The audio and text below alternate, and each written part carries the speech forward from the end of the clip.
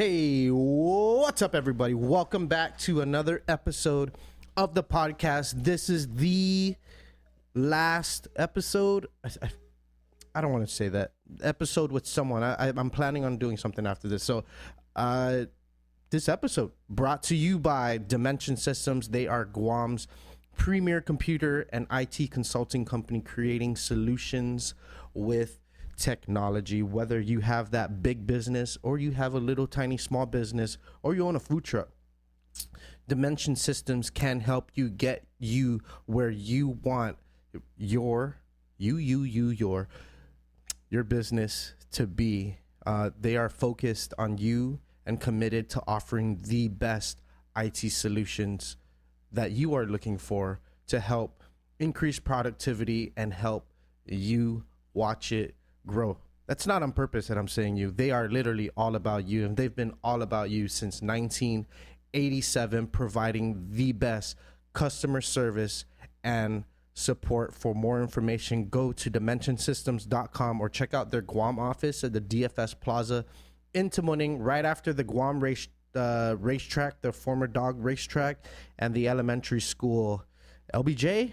I want to say LBJ Elementary, right there in Tamuning, across the skate park, DFS Plaza building. Boom, walk in the door, to your left, Dimension Systems, and they will help you grow your business all the way from computer networking to web design and system integration. It's all there. Go visit them today. This episode is also brought to you by Mosa's Joint. They are located right here in the heart of Hagatna City, serving up the island's best local chow, music, happy hours, and just all around vibes wrapped into one package of island goodness. You go there, there's guarantee you know somebody who is gonna be there enjoying themselves, having some deep fried mushrooms or deep fried pickles or calamari rings or Tenala chutney platter. It's all there. Go check them out. Open daily from 11 a.m. to 9 p.m. until 10 p.m. on Fridays and Saturdays. And they have specials that change every single day. Every single day. There's always something new to put out. Their iced teas are to fucking die for. So go check them out right here in Hagatna City. This episode is also brought to you by Stro Guam. Go and download the Stro Guam app today. Available in both the Apple App Store and the Google Play Store. They are the most convenient, affordable, and safest way to get around the island. Stro has also launched their delivery service. So say you need a package to be sent from here to there or from there to here. It can be done. Order a Stro Guam. Send it on their way to the person that needs to receive it. Yada, yada, yada. It's there. If you have never taken Stro Guam before, use the code word RANDOM18, RANDOM 1818, and save $10 off your next ride. So go visit stroguam.com for more information. My next guest on the podcast, he is a sound and audio engineer based out of Los Angeles, California. Has been living out in the States for well over 10 years, since around 2001, so well over 15 years.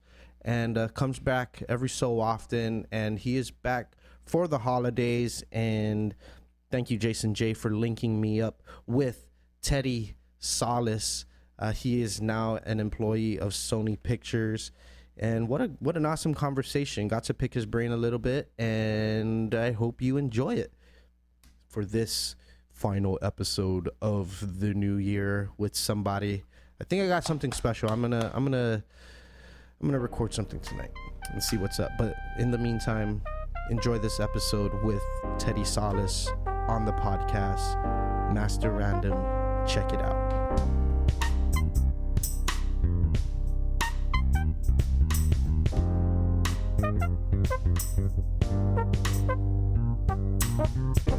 Welcome to the show, Teddy. I wanted to find out more information about you, and I Instagrammed. Okay. I went on Instagram. Matt, pull up his Instagram, bro. You pull not up his Instagram? not his Instagram, There's but not a lot pull of up info there, bro. But pull up a Instagram called beat it Teddy like Salas, my Instagram. and it So that's the thing. I searched you up. I put Teddy Salas, and I clicked on the first thing, and the first thing that came up was a profile. Yeah, it's probably that one. This one? Yeah, the first thing that came up was Eddie the. Salsa? No, not him. No. It should be an Instagram profile of a Labradoodle. So That was my previous life. The name Teddy Salas is in the name, and it's of a Labrador. Pull it up on the TV, bro, and it's like all Labradoodle, and I kept searching down, and I was like, I wonder if this is him, like his page, like, and I guess somebody from Mexico just like. I mean, let's just, I first met a Labradoodle when I was 8 years old, and I fell in love since then. I figured in the future I'd start an Instagram profile and just take pictures of them. The dude's name's Teddy Salas. It's an Australian Labradoodle born in Hudson, New York. But so the dog has a first and a last name. Yeah. It's half Mexican, dude. Called Teddy Salas. All right. Half American, half Mexican. That's as creative as we're gonna get. Teddy Salas. Oh man, not like a Jorge Richardson. Teddy Salas, it is, man. Well, dude, welcome to the show. I'm glad we met, and just to hear that you've been listening to this show and is extremely fantastic. It's Jason J, the one that told me to reach out to you. He goes, "Hey, my boy Teddy's out there. I think he leaves soon. You should get him on the show. You should link up with him." Yeah. So, what brings you home, and how long have you been gone? Gosh, I left Guam in 2002. It was about a year after I graduated high school. Mm-hmm. I actually stepped out to get into a little bit of audio engineering, get into music. Originally, I wanted to sort of be a music teacher, but also at the same time. Do you have a background in music? Played any bands and stuff like that? I played in some bands. Actually, before I left, the last band I played in was like we were the unofficial sort of like Underwood Attic campaign band. Okay.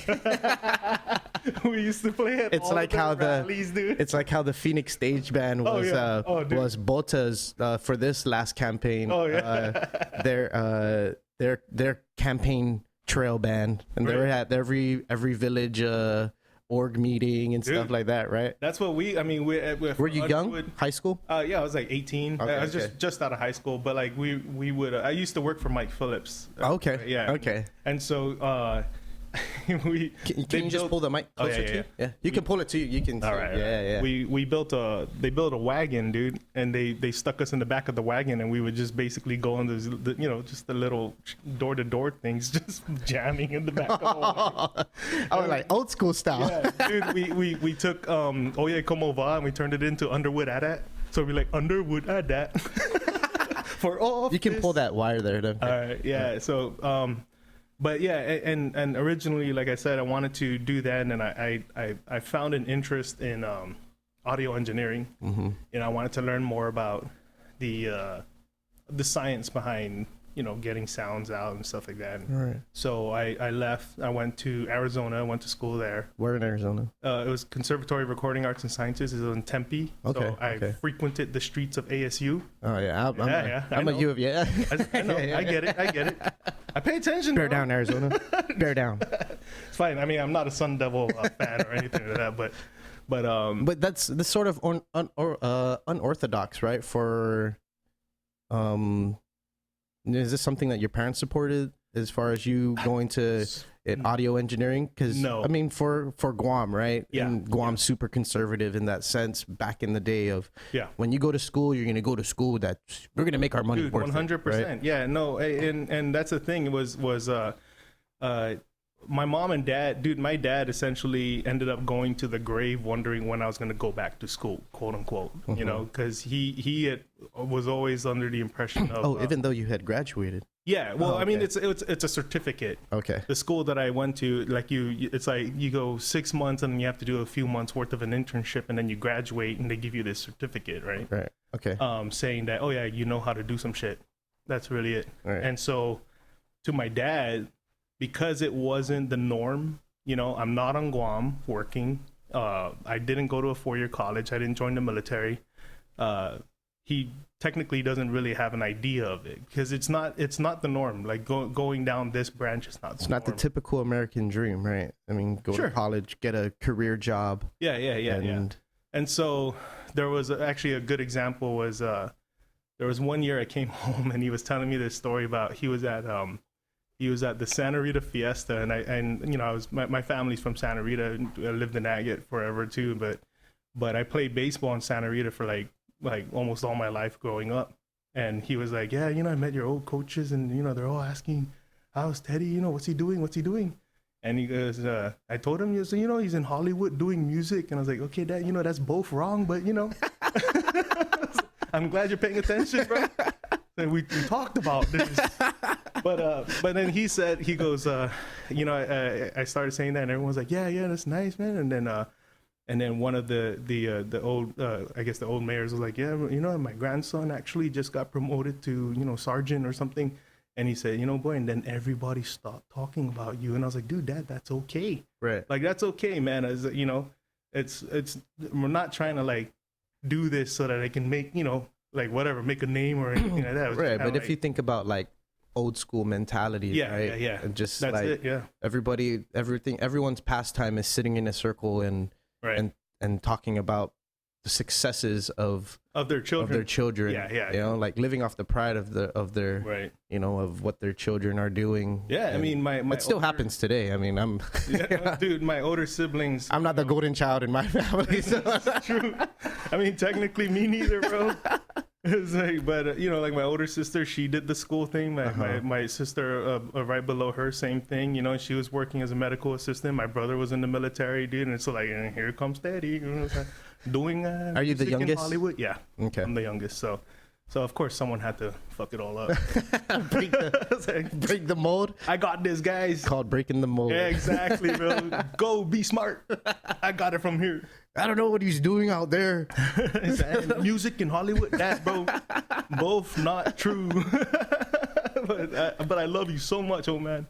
But so I guess what did it take for them to actually like, believe that this is something that well, for my mom, because again, like I said, I'm sure that at some point my dad's probably like, okay, he's okay or whatever, but for my mom, there were 2 instances, I think, where I think I got it to her where it's okay, because she would still worry every now and then about like what's he doing, because I'm just not home, right. And I one of them was I showed her a movie that I worked on back in 2009, and it was actually a really, really good movie, and it's one of those for mothers, like a mother would appreciate this movie, and so I showed that to her, and then we got to the end of the movie, and I showed her my name on the credits, and I was like, "See, mommy, that's what I do." Right. And then I think after that, she was kind of like, "Oh, yeah, man, that's nice," and she cried in the movie too. It's just like, see, I'm a part of that, man. I'm a part. And then and secondly was most recently, this year, I showed her the film that I worked on for the Guam Museum. Okay. And so with that was kind of like now, and I told her, I was like, look, if you ever get to a point where you still can't figure out how to tell your friends or whatever, your relatives, anybody, any of my aunties or anything, what is it I'm doing, how I'm doing, just take them to the museum, and then that should answer it. Right. You don't have to say anything. Just walk through and listen. Right. There you go. I think a lot of people are realizing more that success is relative. Right. Completely relative. I think back then there was a line that determined what success was. Right. Yeah. And I don't know. I think eventually that'll completely go away, and people start believing that you can do stuff here or outside of here and still be successful, and it doesn't have to be, I'm a doctor or I'm a lawyer or anything like that. Yeah, actually, I think part of it too, what might have done a lot of the work was when in high school, I was actually in Southern High's mock trial team. And my freshman year, you know, like that's how I was introduced to the great Doc Cunningham. I mean, that's a fascinating man. You need to put that dude on the podcast, man. He's a good guy. But seems like pretty old. Yeah, much older. Yeah, I mean, he's not Antigua, dude. But, but you know, like he was very, like he was. Or maybe I'm thinking of someone else. No, he's a huge part in like the development of Chamorro cultures, like as a studies and stuff like that. He's a big part of the Tassi movement of like the seafarer, the traditional seafaring stuff. I mean, he's a fascinating man. I like to say, like, you know, he's 1,000 grandpa stories in one guy. You know, he's just this Rolodex of grandpa stories, bro. I'm serious, dude. Like, every grandpa has a story about what happened during the war, and Doc is a collection of all of that. And so, anyways, so I was in mock trial my entire like life at Southern High, and I think that kind of gave my dad the idea that I'm gonna be an attorney. And I was like, bro, no, I'm just trying it out, dude. I'm just riding this wave because it's fun, bro. Like, that's it, dude. You're a cop, bro. I might be a cop. It's kind of cool. I like investigating things, but that was it. And yeah, he always thought that, you know, exactly. It's the old school way of thinking of like there's a certain path, right? You know, and he had a joke one time where he tried to get me into golf. And I was like, dude, I don't like golfing. Right? No, you should try golf because I know you, boy. You know, you put your mind to it. You do good at things. And I was like, no, but I don't know that I can golf, Dad. And he's just like, you know what kind of friends you're gonna make when you golf, Dad? I was like, dude, what's wrong with my friends now? Dude, like they cut the grass here, Dad. Like they come down, no questions asked, bro. They show up and they're like, hey, what are you doing? I'm cutting grass. We'll shoot. I help. Like, dude, those are the friends I want, man.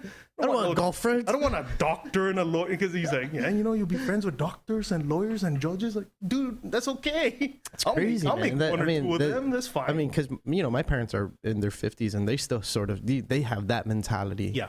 Right? Of that certain pathways is what success is determined as. Right. And it's really fascinating though. Yeah, you know, and they look at me and they're like, I found my path as an engineer, but I'm just like, well, I like to do podcasting. Yeah. You know? Let's see. I did everything. Right. I did everything that you know, you pictured or imagined me I would doing, but there's certain satisfactions, I guess, inside, and I'm sure in a lot of people who sort of like dwell in the arts, right? Or delve. Sure. It's a delve, yeah. Hey, don't look at me, bro. My wife is the smart one. God damn, she's the reader, bro. I'm vocabulary stuff. And I hope to God you don't look at me asking if that's correct, and I'm just like, yes. Yeah. And we're both wrong. Dude. There's someone out there who's just like, these guys are idiots. I mean, just look at like music, right? Here on Guam. In the last 3 to 4 years, music has risen exponentially in the amount of people who are coming out, who are recording albums, who are going on tour, and producers here, you know, locally produced music, and it's like, all right, and then you have stuff like GAX and GIF, you know, showcasing what's possible here, right? You know, just the fact that a movie industry is like struggling to be here is insane to me. You know, it's having. And I've talked to the Munya Bros about this, like, right? Dude, I mean. Yeah, it's here. The art is here, but the industry is like, why does it feel like it's like it can be, but there's something missing. There's an element missing as to whether people are. I can't even explain it. I mean, Kel took a really big step in now putting film in at UOG and becoming a professor there, right? And that's a big deal. That's a great step. Yeah, it's a super awesome step. Yeah. And but there has to be some way more, like, you tax people who come here to film on Guam. There's a lot of Asian companies, Chinese, Japanese, Koreans. Yeah. They come here and film whatever they're filming, all the way from like pornos to fucking karaoke backdrop scenes. You know what I mean? Hey, dude, that's someone's job, bro. Yeah, but why aren't we? Hilarious. Yeah, why aren't we taxing them though? And that can help go to the film industry here and sort of help that aspect, right? I mean, at some point in time, there's got to be, which I feel like, there's sort of like, the ball is rolling to try to get the government to kind of figure out how to capitalize on that, because it's not even so much like just trying to become a thing where you're like, you're gonna eat it up or whatnot, but like, it's like, dude, we have something to offer. Like we totally have a lot to offer. We here. do, And we should totally at the same time, it's like, bro, just, hey man, get a little from it. Like yesterday I was actually just talking to my wife about this. Is like, she's from Mauricio, and we were down at the pier, and it's amazing to see the amount of tourists that come to the pier that are there, and they're lining up, dude, to go to the edge of one of the piers where or the part of the pier where you jump off. The other side where the boats dock. Okay. So like they go out to the edge and they take pictures of the horizon and the sunset, and they're all posing, they're doing the hearts and everything, and people are lining up, and I was like, dude, I've never seen that in my life. And then I thought, like, man, it's amazing, because I call this home, and that's a view that we used to see all the time. I mean, I'm not from Mauricio, but my wife was, and like that was her view growing up. And people are paying to see that. Like, they're paying an airline to see that, and then they're paying the taxi, whatever, to get down there and see that. So it's like, dude, we have a lot to offer here, dude. You just need to learn how to capitalize on it. Yeah, and that's the hard part. Is figuring out, how the quote unquote music business, or not music, but like the film industry business maneuvers in terms of numbers, and where they get the legality stuff sorted out to kind of fly here and get this thing, and all of that stuff, the moving and shaking and whatever. So I think if there's anyone out there who's sort of on the business side of the film industry, like that would probably be the good person to talk to from the government, that sort of thing. I think Gita has, if I'm not mistaken, Gita, they made like a section or a department that's supposed to handle like film and stuff like that. I mean, they probably did, but like I also think that part of it was the masterpiece of Max Havoc. Oh, I was just gonna bring that up. That Academy Award winner was I think that's the thing. That kind of like making sure that everybody's gonna give now, because Max Havoc came and took. But it's like, no, dude, that thing ruined it for a lot, because of the idea that I bet people are now protective about that whole thing, and it's just trying to figure out how to talk them into like, hey, it's not always like that. Because I saw that movie and I'm telling you, it was heartbreaking, bro. Just like watching it, like, oh my god, oh, this is out of sync. Oh, that's sound effects. I can't hear the dialogue. This is awful, dude. I shouldn't have been doing that. It's pretty awful. Pretty awful. Sorry, anybody that was in it, I apologize if they're here on Guam, but everyone knows it was horrible. You knew what you were doing when you signed up for it. And Guam lost out a lot. No, for sure. Just the fact that we didn't benefit off of it at all was heartbreaking, dude, to say the least. I was already working in LA at the studio when that happened, and I found out about Max Havoc on an article in the LA Times, or like it was in the newspaper out there, because this is before the smartphones. It was like 2005 or something. And I was on my lunch break, and I'll just like read whatever's in front of me, and there's the news, and I open through, and there was an article about how Guam was like on the hunt for the director for this film called Max Havoc, and I was just like, what the hell just happened? What did I miss, bro? How did I not hear about it? I was like, oh wait, no, that was the movie with Carmen Electra. Oh, that's right. So then I looked it up, and I went to Blockbuster, dude, and tried to get it, and I think that's where we got it from. I watched it with my cousin and his. It was in Hollywood Video. No, I'm pretty sure it was Blockbuster, dude. But yeah, it was funny, dude. I saw it was on the news out there. I mean, hey, we made the news, right? In LA. There for sure. any bit of press coverage, we'll take it. Before I get way ahead of myself, sure. Let's go back to you graduated, you got your certificate, and now you're on like the job hunt to get into the industry. Was it sort of like a difficult, I guess, ask? Well,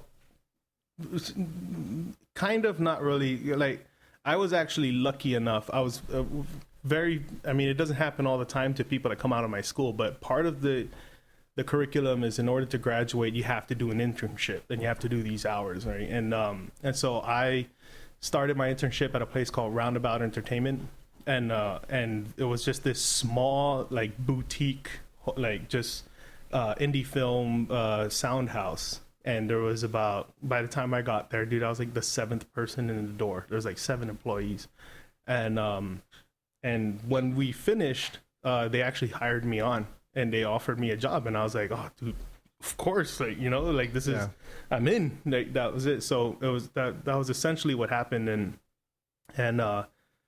it was funny when my boss's wife offered me the job. She came up to me and, you know, she goes, hey, we'd like to hire you. And I was just like, oh, you know, trying to keep my composure and stuff like that. And she's like, is $10 okay? It was like $10 an hour, and she gives me this look like I'm gonna say no, and in my head I was like, dude, that's the most money I've ever made in my life, bro. I was like, stay calm, Teddy, stay calm. Like, keep your composure. Yes, $10 is great. And then, like, dude, like, in a month I was just like, dude, $10 is not, bro. Holy cow, I can't eat next week. Ah, man, LA is tough, dude. It's real expensive. But anyways, yeah, so so the internship that you were doing was in LA, but the school is in Arizona. Right. So what you do is in your school, by the time you're coming up on the end of your curriculum or whatever, you start talking to the intern people, and you start giving them lists of cities you want to work in. And you know, I thought about San Fran because I have, like, family up there, and I was like, well, let's just do LA, because I mean, it's LA. You're supposed to be in LA if you want to be in the film industry. And so I went for that. And then they found Roundabout. And that's what they do, is they hunt for you. And they're like, oh, okay, there's a couple of places taking post-production students, or a couple of places that's taking music students. And, like, what do you want to, you know, emphasize? And it's like, oh, I want to be in post. And there you go. I ended up at Roundabout. Yeah. And then I essentially worked for Roundabout for the most part, 14 years. For 14 years, I was with them, and we expanded from 7 people to like 100 and something. Like, there's like 120 people, and Jason J's one of them. No way. Yeah, dude, he was bro. He was one of my employees, bro. I saw that one of your first films you worked on was back in 2004. I guess that's IMDb, right? Oh, God, you did that kind of research. Yeah. All right. I had to see. Sure. Yeah. I was like, what am I getting myself into here? What, Jason's word wasn't good enough, bro? Damn, dude. Anyways. He didn't even give me a background bio or nothing. Just, bro, check this guy, dude. Just gave me a name, Salas. So Telly Salas, have him on. Yeah, bro, I just flip burgers. But anyways, 2004. My fault. I didn't mean to interrupt. No. One of your first films, and so all those films were done under Roundabout, or is that? Yeah, they were done under Roundabout. Okay, yeah. so how does it work? How does it sort of work? Is it are you guys subcontracted to do work for, like, major film productions? It depends. Well, so Roundabout for the longest time was very, like, indie film, you know, like smaller budget scene, and yeah, essentially, like, what you would do is, like, you know, these people will have their films or whatnot, and then they would just basically different studios would submit bids, you know. So like if I had a film, I'd be like, okay, I got, you know, $150,000 that I can spend on sound, and then I would be like, hey guys, you know, there's another way to do it. There's like a database where you can actually put all your information into it and whatnot, and people can search, and then they can submit bids to you. Okay. And then a lot of it also is just dude, word of mouth and networking out there. I mean, that's really it. Right. But yeah, so it'd be like, oh, okay, $150,000, I can provide this service, you know, like this amount of days of editing, this amount of days of sound design, this amount of days of mixing with 2 mixers, like that sort of thing. Right. And then it's just whatever the producer thinks is the best deal or whatever, then that's how you end up. And so as a part of Roundabout, we essentially, you know, if we get a project, then, you know, the different people in the studio have their separate tasks, and then, you know, you just go to town on it. That's really it. Well, like, I started as just an assistant to the mixers. So do you just start off with just like just like really raw film and sound? Pretty much. And essentially by the time, what the process normally is, by the time it gets to us, the only thing that happened to it was the film was cut. Yeah. So like it had already gone through the editorial process, and it's now a movie, like the storyline, everything like that from top to bottom. This is how the film's going to look, Right. you know, plus or minus a few times of changing things, you know, like we're going to change a scene. I don't, you know, but for the most part, like, And it's probably much easier now than it was back then. oh yeah. Oh dude, for sure. Yeah. Yeah. Or I don't know, maybe not, because last, you know, back then, because it was a lot harder to do these things, maybe it just made people feel like they couldn't do it. Well, they weren't. Were they already like in the digital? By the time I got there, when you got there, yes, yeah, Oh, yeah. okay. We were. They weren't like cutting up. No. We were. we were. Bring the film reel over here. Yeah, We're gonna need a new one. Dude, when a change of reels took like a half hour, bro, or something like that. I mean, it's essentially why. I mean, I guess if you were to Google it and you look up like old pictures of old dubbing stages, like mixing stages, a lot of them had pool tables and ping pong tables up by the big screen. And the reason was because when they were switching reels over, it was a process. It was a 20-minute process. So like people would go take smoke breaks, and then people go down there and shoot pool, and then now we can come back and work, you know. But no, now yeah, it's just so much. It's so fluent. It's so like. It's dangerous because now everyone thinks like, oh yeah, we can keep changing till the last minute because it's easy for them to do it. You know what I mean? Right. So, but yeah, they were already digital by the time I got there, and it was just, yeah, it's kind of crazy to see what it used to be to what it is now. Just that studio, and let alone the entire industry, like the like how people pass files around and things like that. Is there some sort of flow that you're looking for when it comes to like scenes or any part of a movie? You know, as far as like backing music to certain scenes? See that, okay, with music, and here's one of the things that I guess people don't really understand. So like with music, when it comes to that part, when you're adding music to scenes, there's certain jobs in the industry that actually handle that. Okay. And people in the sound, I guess in the sound part of the biz, like we have music editors, we have composers, and you know those guys. But essentially, like if you go into a sound house, like Roundabout was, or you know like Warner Brothers, you know, post-production sound thing.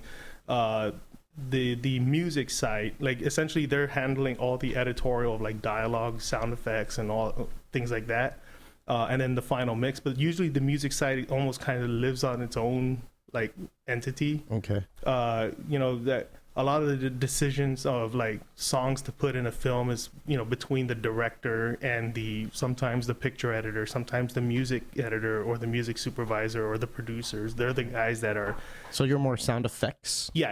Okay. Yeah. So Sound you got effects guys like and mixing. banging on tin and shit? Hammering nails into wood? Yeah, bro. Dude, you know, one of the first things I did with that was I shook a couple of metal broomsticks to make it sound like guns, dude, just for like the military, like that was running on the ship to try to kill this monster. Yeah, I watched a really cool YouTube video on one of, I guess he's like a very popular sound effects guy, and I forget, I don't know. It was a while ago. Okay, all right. It was a while ago, and it just shows him like he'll like put a mop inside, you know, inside a mop bucket. And it was like a squishy sound. Yeah. And he's like trying to get certain things, and it's like has nothing to do with what he's doing. Oh, dude, all the time. Foley. So that what you're talking about is a thing we call Foley. Okay. And I believe it's like named after the guy who actually came up with it, like back in the 40s or the 50s or whenever it happened. But essentially, like that's what it is. Is like there's the Foley artist. And they go into this room, and dude, if you walk into a Foley stage, it's just a room full of junk. Like it's just this a hoarder's dream. And so it's a stage. It's this big room or a small room, whatever, has a bunch of junk in it, and then there's like open floor pits. And so you have like a concrete floor, you have gravel, you have dirt, you have sand, and it's just like different places for the Foley artists to walk on, because their job is essentially to like watch the movie and contribute like human synchronized sound effects to the film. Right. And a lot of the times it's like they're playing with stuff that is not necessarily what you're actually watching. Like I remember helping one of our Foley artists one time, and they were doing it was a surgical scene, and you know, you want to hear that that noise and something. I was just like, dude, this tub full of like toilet tissue, when there was just wet toilet tissue, and she's just massaging it. It's like, There's something on it's either YouTube or Instagram. It's called ASMR or something like that, where people record. See what it is. It's like ASTM, ASMR, MSR. Fan. See what it is, fan. So, bro, ask him nicely, dude.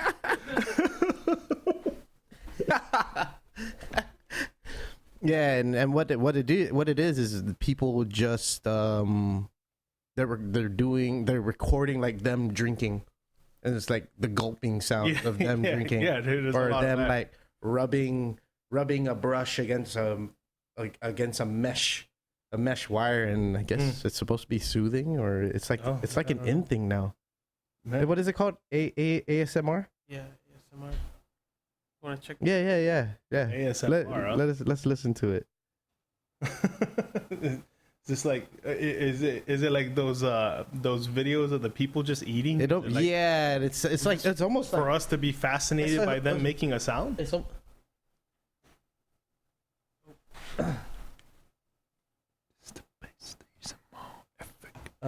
do the one where they're like touching stuff. Yeah, like I guess that one. So people use it to like for like soothing. Oh, that stuff, the lip smacks. It's like different kinds of stuff. Oh.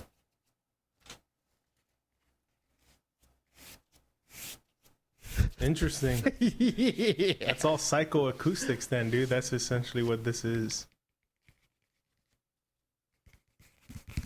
Oh, because he's been playing with it, going from left to right. Panning it, yeah. So how many mics is he using here? It depends. I mean, he's probably just using 2 mics. Either that or just like a stereo. Well, I mean, I don't know, whatever his budget is, but he's probably using a 2 mic setup.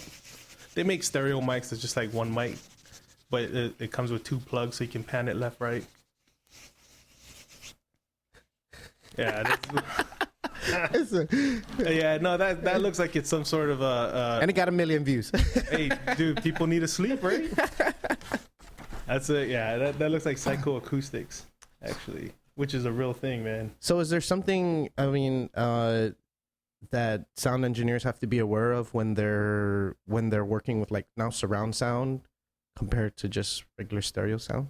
I mean, I'm not sure what you mean by like what we need to be aware of. Yeah, I guess. Does it change? Like, does it change? Work? Yeah, right. Yeah, right. I mean, because now you have to have the horse riding past me to get from the front speaker to the back. Sure, speaker. but a lot of that is done in editorial and mixing. I see. You know, now the thing though now is. I mean, I know there are some sound designers out there that actually, when they go out onto the field to actually record stuff for the film, they might be mindful of how they mic it so that they can easily translate it to 5.1 or something like that. Okay. But for the most part, we're essentially taking a lot of those just like stereo image sounds and just spreading them around the room, sort of thing. But now there's this thing that they're doing more and more in theaters. Is this thing called Dolby Atmos. Okay. I'm not sure if you ever heard of it. Never. Man, Guam. We got to fix that. But anyways, having to do a workshop here, Teddy. I just did, bro. Oh, you did? Oh my goodness. How come I didn't hear about it? I don't know, man. You need to up your research game, I've been here. No, Matt knows about it. He just didn't want to tell you because you're not nice to him. Where was it at? It was over at Docomo. Okay. Yeah, and it was more tailored to the like the filmmakers or the anyone like aspiring audio engineers, and it was more so that I can introduce things to them, like tactics and you know, processes and workflows to them on how to actually improve the sound of their film. Have you seen like a large increase of the people who are interested in, you know, since when you decided you wanted to do it to now? In sound or in film? In film and sound. In both? Film for sure. Okay. In sound, I'm not sure if I mean, I guess I didn't know enough people on that side of the arts or something like that to know if, like, this is someone that was probably at some point going to be, you know, a good sound engineer or a sound engineer in general. Right. But I guess I was grouping them all into one category under. Well, right now, sure, that makes sense because you know, it's still a budding industry here in the island. It's the film industry. It's still, you know, getting its legs and it's getting faster, and the ball is definitely rolling and whatever. But right now it's a lot of the people are wearing a lot of hats, you know, like the director is also the you know, videographer is also the sound guy, is also the composer and the costume designer. Yeah, exactly, dude. No, that's his sister. But it's just Sistita. yeah, they're working on it. You know, you can see it. You can see that now things are starting to become more fan. Now you're making me conscious. Hey, man, I win. Can you grab a Teddy more water, fan? Please, bro. No, I got it. I'll be nice to him. Hey, thank you very much. I really appreciate it, bro. You're a big deal. But he is a lot of help. no, yeah, they all are. But no, so I'm starting to see, like, you know, there are people who are focusing in on just like the DP, you know, the director of photographies and stuff like that. And there's people that are starting to focus in on just writing and whatnot, and starting to actually distribute some of that work. Right. Thank you very much. All your hard work. Can you please get me a glass also? See, look at that, bro. I couldn't hear that smile every time I listened to that stuff, man. Now he's gleaming.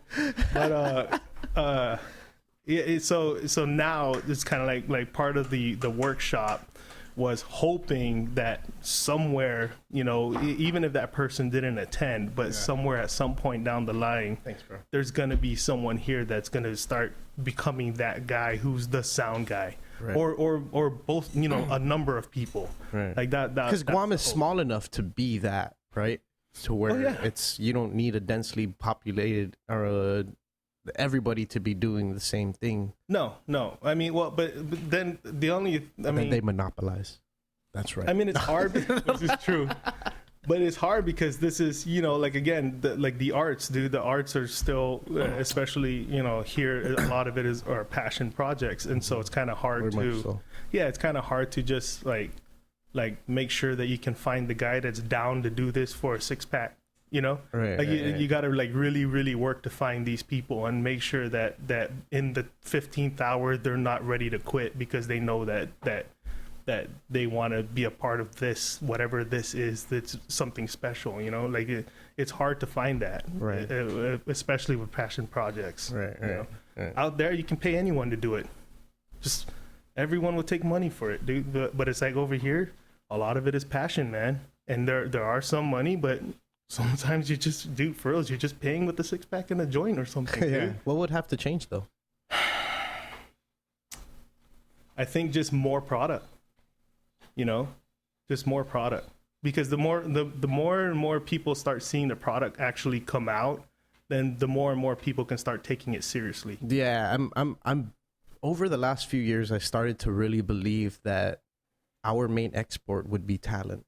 No, that's what Guam's going to be exporting. I mean, we're talented people. Yeah, now. and we can, and now it's even becoming to where we don't even have to. We can do it all from here.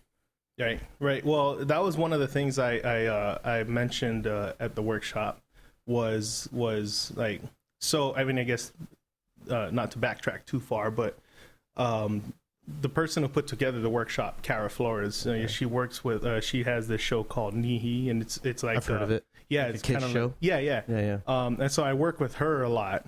I was first introduced to her with a project I did with FYI Films, and FYI Films is run by a guy named Alex Munoz, and he's actually a Chamorro director that's like raised.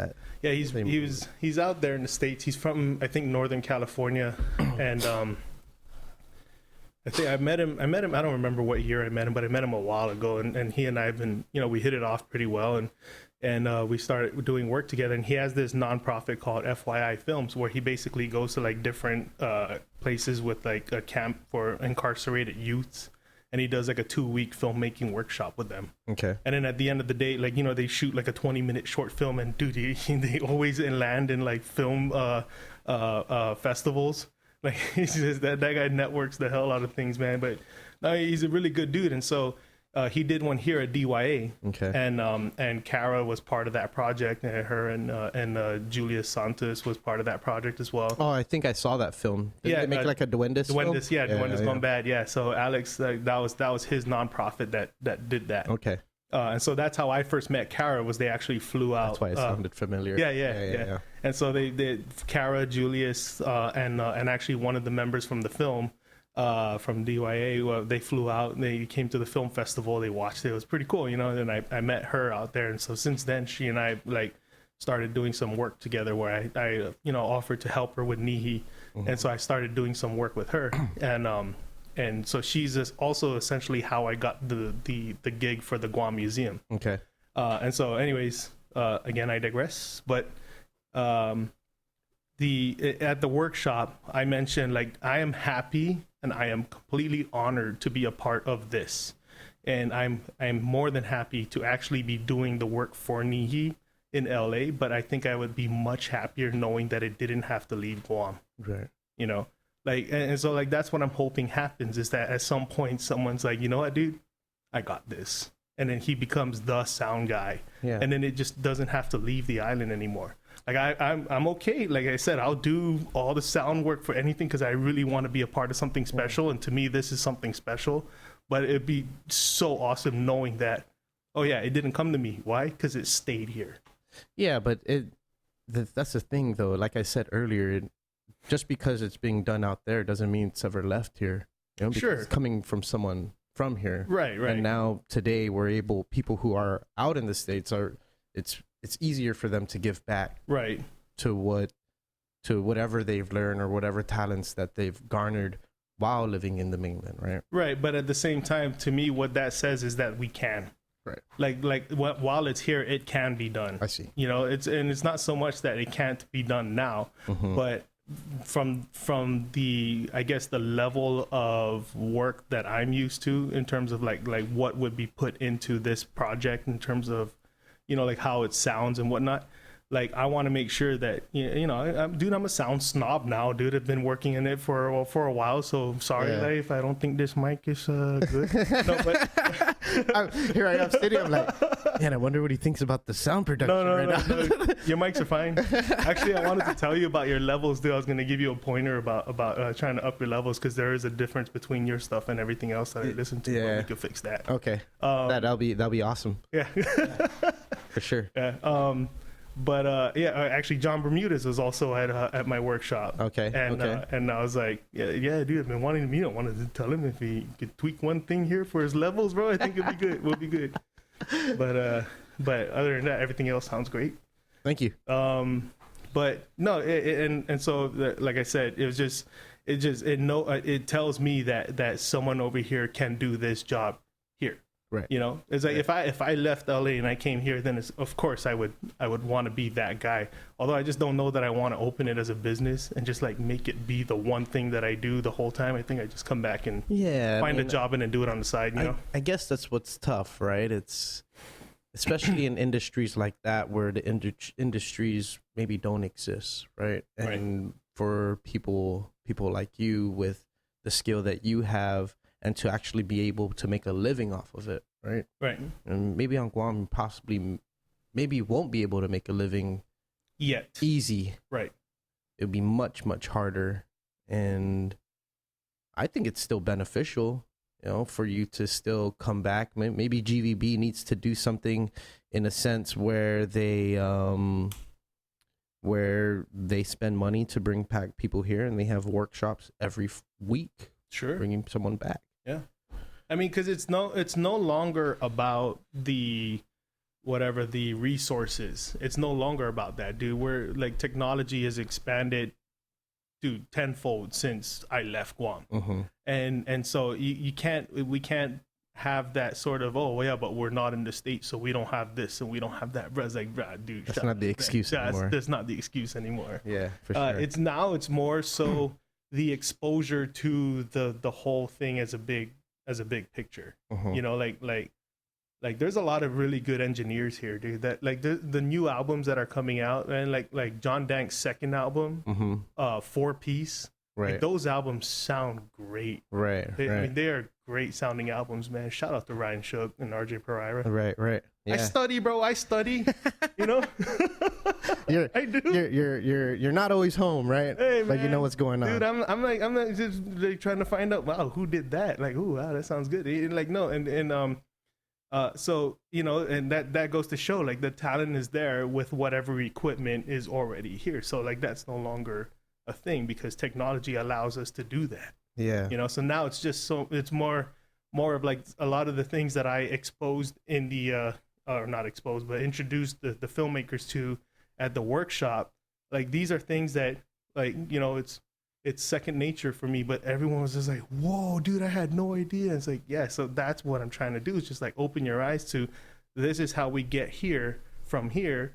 And, you know, it's up to you how you do that. What's an example of something of how you would of what you opened their eyes to? Sorry, I'm just because I'm not like versed well, in like that I kind know of when so the intro to the workshop, I was basically introducing them to the different elements that make up a final mix. stuff. Okay. You know, dialogue, music, sound effects, and then I broke them into subgroups underneath that. And I think it was when I started getting into the sound effects, and I broke that into subgroups. And I was like, okay, you know, you have sound effects, you know, see a door, hear a door, right? We have that, and I played that for them. They're like, oh, that's cool. And then like then you have ambiences. Here's your backgrounds. And like, whoa! And everyone's like, oh, dude. And you know, and that's the thing. It's just like, man, that's what I feel like my film was missing. Was just that much more like the extra air in the film, the crickets, you know, stuff like that. It's like, yeah, that's what we do, and that's what I want to show you to introduce you to the fact that like, yeah, like we're watching you and I right here, right? Like whatever that camera's got, this is the scene. Yeah. But like in this environment, we have that, the fan, we have the, you know, the AC, we have the fridge, The water cooler. the water cooler. Like those are things that make noise. Right. So visually, as a sound designer, we're like, okay, water cooler, AC, refrigerator. We cut layers of that, and then we just like balance it out in the mix to give the room life. You know, things like that. Foley, same thing. I'm moving around like when I talk. You know, we do. So you're making Cloth pass, you know? sound have dimension. Basically, giving it just like, you know, giving it layers of color, I guess, if that makes sense. Yeah, for sure. Yeah, so that was like a big thing where, you know, I always said, you know, a common thing that I see is, you know, everybody just says, oh, living room, let's put living room sound, right? Just one track of living room. It's like, yeah, but the living room, you know, why don't you give it a ticking clock? Why don't you give it a, you know, like the dog snoring or something? Give it something. Right. Just throw in some color. And so, yeah, that was The Roomba going around. yeah, something, you know, throw it in there, dude. The cockroach, yeah. the one that flies. Watch me scream. I hate those. I actually got caught in the bathroom with the Roomba, and I was taking a leak. And the Roomba was trying to vacuum under my feet while I was taking a leak. I was like, your vacuum is inside the bathroom here, man. You need to come get this shit. Yeah, man. Give it life, bro. Give it life, dude. Yeah, that's so, you know, that's what I was trying to introduce everyone to, is like kind of like, look, Like it's look not- into the details more. exactly. Yeah, it's not, don't make it one dimensional, dude. Just give it life, bro. And then it's up to you. Like, oh, you can make it louder, you can make it lower. It's up to you how you want it to sit in the film. But now, you know, like once I showed them like, all right, this is this episode, or like this 2-minute scene of the audio that just came from the set, and then they listen to it. It's like, okay, here's that 2-minute scene with the audio from the set plus my layer of background ambiences, and everyone's like, oh man, that's, you know, like it makes that much more of a difference that you don't even know until like you heard what it was like without it. Like it's kind of like, you know, the saying is like So the sound on the set would just be the dialogue and whatever yeah, people walking around, the cast moving around and stuff dude, like that. even that's not real. Like a lot of times, what I That's not real. Nothing you see is real. Like one of the executives in a reality TV show that I used to do. It's just like, hey, did that really happen on the show, on the set? And she's like, this is reality TV. Of course, it never happened. It's like, Yeah, you're right. You're right. But like you take a restaurant scene, right? You're in a busy restaurant. The only people talking in that scene is the two actors, Right. or whoever the actors are that actually have a speaking line. So it's completely silent. Dude. On Quiet set. on the set, like that's real. Right. That's everybody. Everybody in the back behind them that's eating, that's laughing at whatever the guy did. They're laughing in silence. They're laughing in silence. They're like, yeah, they're just like, yeah, exactly. And it's funny because I said, I was like, you can tell when the director is bad when you go into like a scene at the club and people are dancing to the wrong music. Like one guy's over here twerking and then the other dude over there is doing the cha-cha. It's like, bro, plus we threw in like a bossa nova song underneath the scene. Like nobody's dancing to the right tempo. That's how you know the director didn't do his job. Like, dude, jam a song and say, all right, everyone follow this beat, turn the song off, and then hit action. You know, like that sort of thing. I didn't realize it's like that. Yeah, you just gotta, so like watch those scenes when the next time you're watching a film, watch the scene when they're in the club. And just pay attention to the dancers. So that's supposed to be, essentially all that is just lights and silence. Pretty much. Yeah. And so then it was our job to give life back to the scene. That's it. That's critical. Yeah. And so that was part of the workshop. That's what changed film back in the day. Dude, before it was silent film. Before it was silent film. It was music. Yeah. Right? Or it was music behind the silent film. But there would be like a guy in the piano, like right in front of the theater playing the piano while they're doing some stuff. Okay. And whatever. But yeah, and then they introduced sound to the tape and it became a thing. And then, I forgot when it was like the 60s or something like that, when they first introduced like surround sound or something, and people weren't ready for it. Sound and Technicolor. Yeah. People weren't ready for that, dude. So anyways, that was the goal of the workshop, was to just basically say, hey, here's how to make your film better. Make them understand everything you just said in a nutshell. Exactly. And I was emphasizing, like, look, I use a software called Pro Tools. Mm-hmm. And I know a lot of you are like editors or directors. Like, I'm not going to show you how to use Pro Tools. That's like a 1 month course or something like that. Like, that's not what this workshop is for. This workshop is so that I can show you, like, this is how we essentially put sound to film. This is how we correct problems with the sound from the set. This is how we, fix a few things. This is how we make something sound like it's coming from the phone.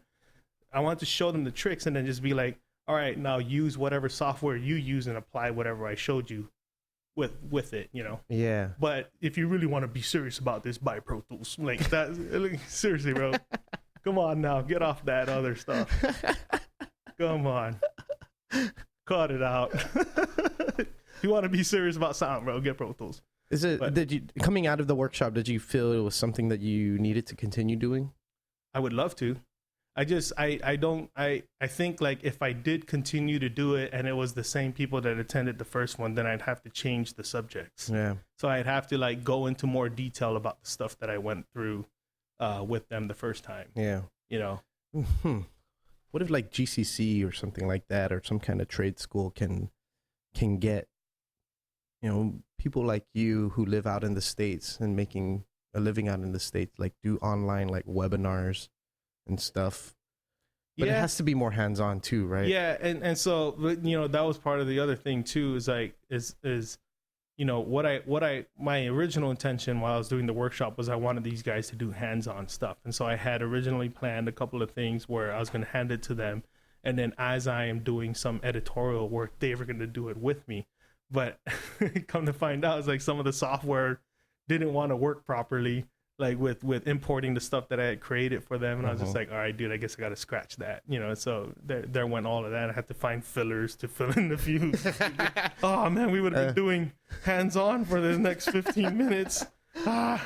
Okay, let me tell a story now. So this one time, Paris Hilton comes in. But yeah, it was just that's the thing. Like, I don't know. For me, I'm more of a face-to-face guy. Like I'm not. I've done a couple of Skype things with like the Mount Carmel band. Okay. You know, because I used to work for Mike Phillips, and he's Okay. like, "Hey, bro, you want to talk to my band?" It's like, okay. It just seems impersonal. Yeah. Like I want to look you in the eye, dude. Like, Yeah. face to face. I want to shake your hand and dude, and see, you know, whatever. I know, dude. It sounds snobby, bro, and it is, but it's like, No, you know, we're all mean, artists, bro. We all feel the same. Yeah. We were doing this podcast online for maybe like 2 or 3 months off Right. of Blab. I guess it was Twitter's kind of offshoot. Mhm. No. I think it was Twitter. Yeah, because we used Twitter. And we used to. My friend was in Hawaii. I was here, and then we would get people to jump on. That's how we got Zach Banner on. Oh yeah. At I heard point, that one. You know, yeah, and the first time when he was still at USC. Yeah, I think you did one with Steve Lefevre too. Yeah, online, and Yeah. you know, it was, and I had both of them here in studio, like kind of just sitting here, and it felt different. It was obvious. Oh, dude, different, and you know? the episodes were different. yeah. As a right, listener, the episodes were different. Yeah, it just there's it's more personal. exactly. Yeah, for some reason you know it, you feel it. Well, and also I think for me, I think the episodes felt different because I could hear the guy on the other side be not live, and so part of me is just like, all right, we'll come back to this. Let me listen to this in double time. Get it over with. Because you know, like that's the other part was like I don't like to like half-ass finish a thing and still have like 30 minutes left of this podcast and then just remove it from there. It's like, no, dude, I'll let it finish. All right, all the Just way. hit play. I'll walk away from the room, go cook, and then come back. It's like, all right, hey, sorry, dude, Steve, it wasn't you, bro. It was the quality. It was the quality. Yeah, man, dude, this show has definitely like come a long way in that sense of like at least the kind of the quality of content that we put out. Because man, before it was cringy. It was Yeah. cringy, dude. Yeah. First 15 episodes, I was like, oh god, that was Yeah, rough. yeah. I mean, it didn't. Yeah, it didn't bother me. It didn't bother me. Yeah, somebody was saying even before you said it earlier, it was like you can hear the progression though, you Yes. know, of the kind of conversations that were happening. For sure. I mean, because it went from like friends, like having just purely friends on to Right. dude. I mean, I met you literally when you walked in the door. I know. so- And I was like, it's like finding a long lost brother. Bro. I know everything about you, boo. No. I'm a stalker. No, dude. Like I said, I'm a big fan of the show, dude. And so, Thank you. And one of my favorite episodes was the 3 DJs, dude. The DJ Pogue. Oh yeah. Oh my god, dude, that one just that tore me up, bro. That was a hilarious episode. And then of course all the Polyarch ones. The Death Polyarch one was really good. Yeah, that one. That's a good move. That's progression right there, bro. That's showing growth, dude. You're just like, yeah, you know, every time we came up here, we talked about Chamorro culture. Let's talk about Chamorro culture and death. I was like, bro, nah. And then now you're just showing off, boy. Good for you. Well, it only made sense, Yeah, right? yeah, no, it It's, was. you know, it's. That was a really good episode. Thank you, Yeah, thank you, yeah. dude, and it's cool. I was poly, you know, it was all poly. Bro. Yeah, Come on. Don't get ahead of yourself. Yeah, it wasn't any of me in that episode. You asked the right question. Sure. But let's go to like now. I guess within the last, you said you were working for Roundabout Studios for 14 years, Yes. and now you're somewhere else. Now you're somewhere new. I'm with Sony Pictures. And how did you pick up that gig? So this year, actually, it's funny because the longer and more you do work in the industry, the smaller it gets. So, you know, you make enough friends with the number of people that you work with and things like that. And so I knew a couple of people that were down at Sony that actually worked there on a regular. And one of them hit me up in like June. And Oh, so it just happened this year. just this year. Oh shit. Yeah. dude. Okay. Yeah. I just started working there in November. Okay. And now I'm here on vacation. I was just like, hey, bro, I'm going on vacation. Yeah. Nothing you can do about it. No. I'm here for work, but I'm taking a vacation in a month. Yeah. I mean, that's what it was. Like on the interview, I was like, hey, guys, so like now that we got all that stuff out of the way, I just wanted to let you know, bro. After you signed it, right? You're like, Hey, months ago, I bought me tickets to go to Guam. It's really expensive, sir. I'd appreciate it if I can still go. But no. So he reached out and he was like, my friend Justin, and he was like, hey, dude, you want to come by and join the Sony studios? You know, like join the team down here. And I was like, at the time I was in the middle of working on a show called Snatch. You know, remember the movie Snatch? Yeah, I remember the movie Snatch. So they had a TV series, and I was mixing the second season, and I was mixing alongside one of my closest friends out there. You know, we're you know, it was a great team. I was having so much fun. I was really happy where I was, and I was like, saw the text. Nah, dude, I'm good. Right? And then he's like, you know, hey, are you sure? And I was like, yeah, no, I'm good. And so, like a month later, he reached out again. He's like, you know, hey, bro, are you sure? You know, paraphrasing, but yeah, like two, 3 times, I was like, oh, I'm really happy where I'm at. I kind of like where I'm going and stuff like that. It's just, I don't know that I really want to do a change. But it's crazy because roundabout, you know, I've been with them for 14 years, man. I've seen a lot happen there, and I'm really thankful for them because being a small studio, you're able to actually do a lot of things that you wouldn't be able to do if you went into a major. And that's what, like, Sony, Warner Brothers, Universal, Disney, they're all called majors because they're really big parts of the big players in the industry. And if you're in a major, a lot of times you get pigeonholed. You know, like you have this one task and here it is, go do it. But like in a smaller environment, you can get your hands on dialogue editing, get your hands on sound design, get your hands on mixing and things like that, and just touch it because it's just, you know, it's a small environment, small family feel, you know. And so And all you got to do is just be like, hey, can I try that out? yeah, exactly. Yeah. You know these guys. They're like, whereas you go into a major, dude, there's like thousands of people that work there. Right? When you're one department, you got like 100 or something like that. But yeah. So I was like, no, you know, I was good. I was happy. And then he's like, well, why don't you just come by? Let me show you the place. Introduce you to a few people.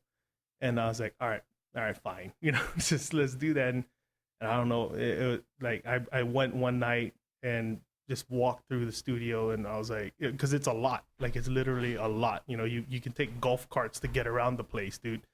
And it blew my mind, dude. And I was like, okay, this might be worth a shot and see what happens. And then, you know, I knew enough people that were down there that found out that like, you know, this guy Justin was trying to get me there, and they're all like, oh bro, you need to come down, you need to do this, man. You're like, what are you doing? And one guy, when I finally got the job, he's like, you know, you're like the only person I've ever met that took so much convincing to come and join. I was like, dude, I wasn't unhappy, bro. I really liked where I was. Were you feeling like a sense of like you were betraying in any sense, or no? I mean, jumping ship.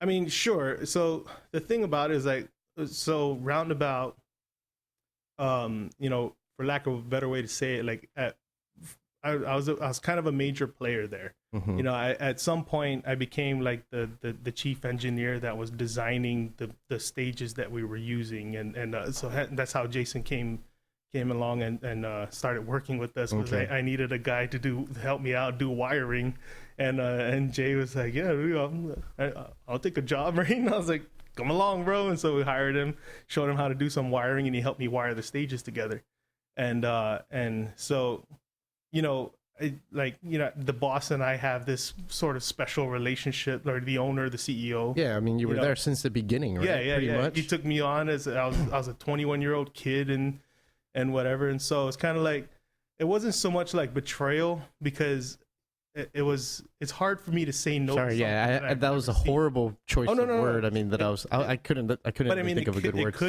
It could be seen as that, right? You know, and so it was definitely.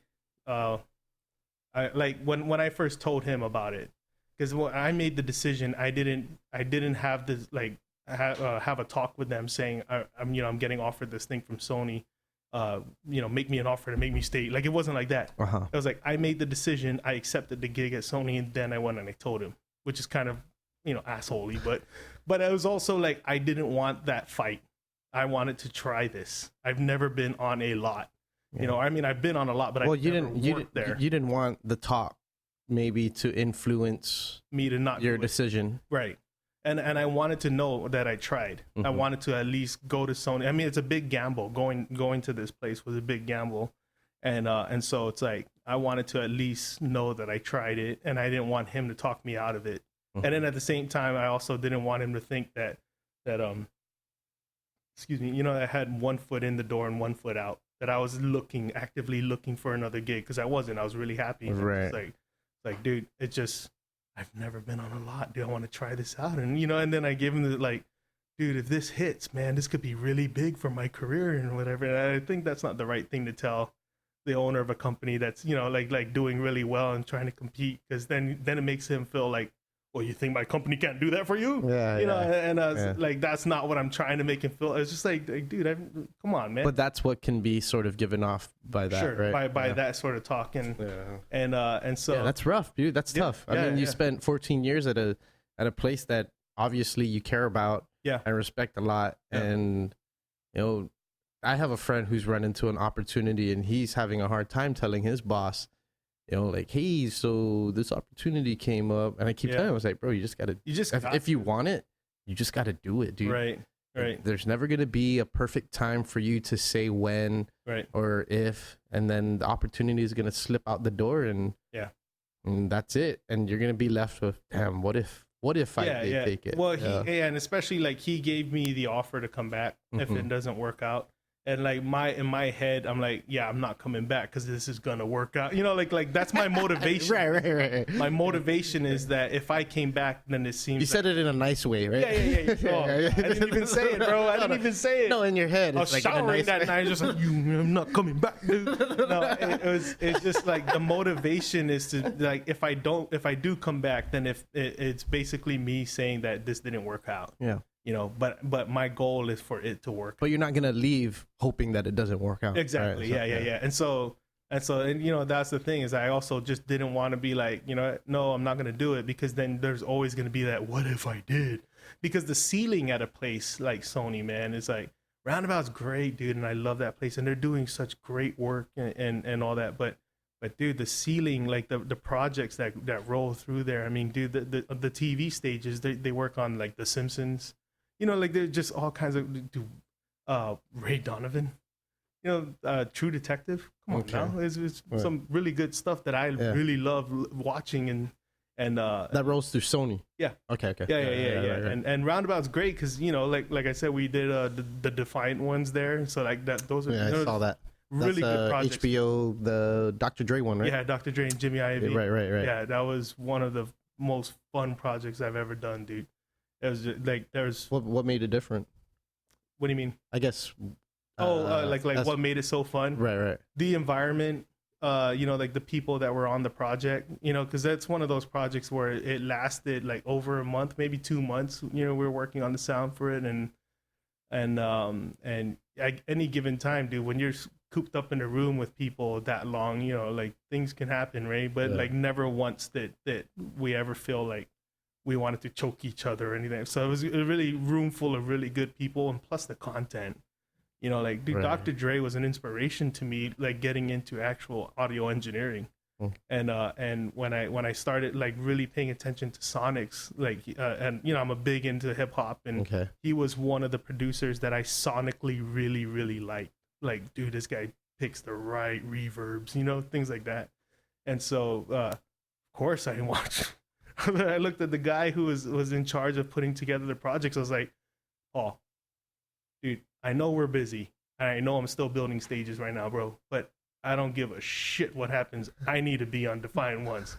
Okay, I don't care if you have to hire people to fill in my gap, whatever, dude. I'm on Defiant Ones, bro. If not, I quit. You're not gonna put me on that? I quit, dude. Put me on it, but yeah, it was just, dude, that project was so fun. But again, like I said, is it because it was like a documentary style and it's not like a movie and you're not trying to create scenes? No, I mean, I think it didn't matter. I probably would have had the same amount of fun on Straight just the content, right? Yeah. Okay, yeah. It's just the content. Right, like, I love Dr. Dre, dude, and the project itself, dude. I mean, if you've seen the film, it's good. Yeah, it's good. Good God, it's good, dude. It's real good. Yeah, and so it's just like, it's just a number of things that the content, the project itself was really, really good. The people I was working with was really, really good. Okay. Got a chance to meet Dr. Dre. No way. He came to the studio a couple times, and I was just like, oh my God. I was like texting my wife, okay, we're done here. Pack it up, let's go home. Anything else you want to do? Because I'm done. Yeah. We're good here. You ready to go on vacation? Yeah. Let's go. We're going. We'll move home. Everything we did. This is it. This is all I wanted. Met the man. Sat next to him. Worked on the scene. Yeah. Let's go. But yeah, that's that one. You know, everything behind it was just so much fun, dude. So much fun. Yeah. And so, what do you look forward to as far as like working in the Sony lot now? The potential for fun projects again. I mean, because now the budgets are bigger. Oh yeah, and you're directly in within majors considered major. Yeah. I mean, and not only that, but it's just kind of like for me, the biggest thing was the exposure to life on a lot. Like that's what I wanted to see. I wanted to see like, oh, how did these guys do certain things? What changes the work? I mean, it's all the same thing. What we are doing at Roundabout, or we were doing at Roundabout, is essentially like the same that we were doing at Sony. It's just, you know, maybe different equipment, like, and more stages, bigger rooms, things like that. Just like, you know, different budget equals different equipment, but just the same concept applies across the board. Just scaled. Yeah. And so it's kind of like I was excited to see like, oh, well, what is it like when you have a room where there's like 20 people actually working on the stage as opposed to like the 6 that I'm used to. So you're actually on set, and then you're also in studio. No, I'm never on the set. You're never on the set. I'm never on the set. No, because post-production sound, we only matter when they are done cutting the picture. So by then they're already done filming. Okay. So that we're all the afterthoughts. That's why we're later in the credits. Because no one cares about sound, dude.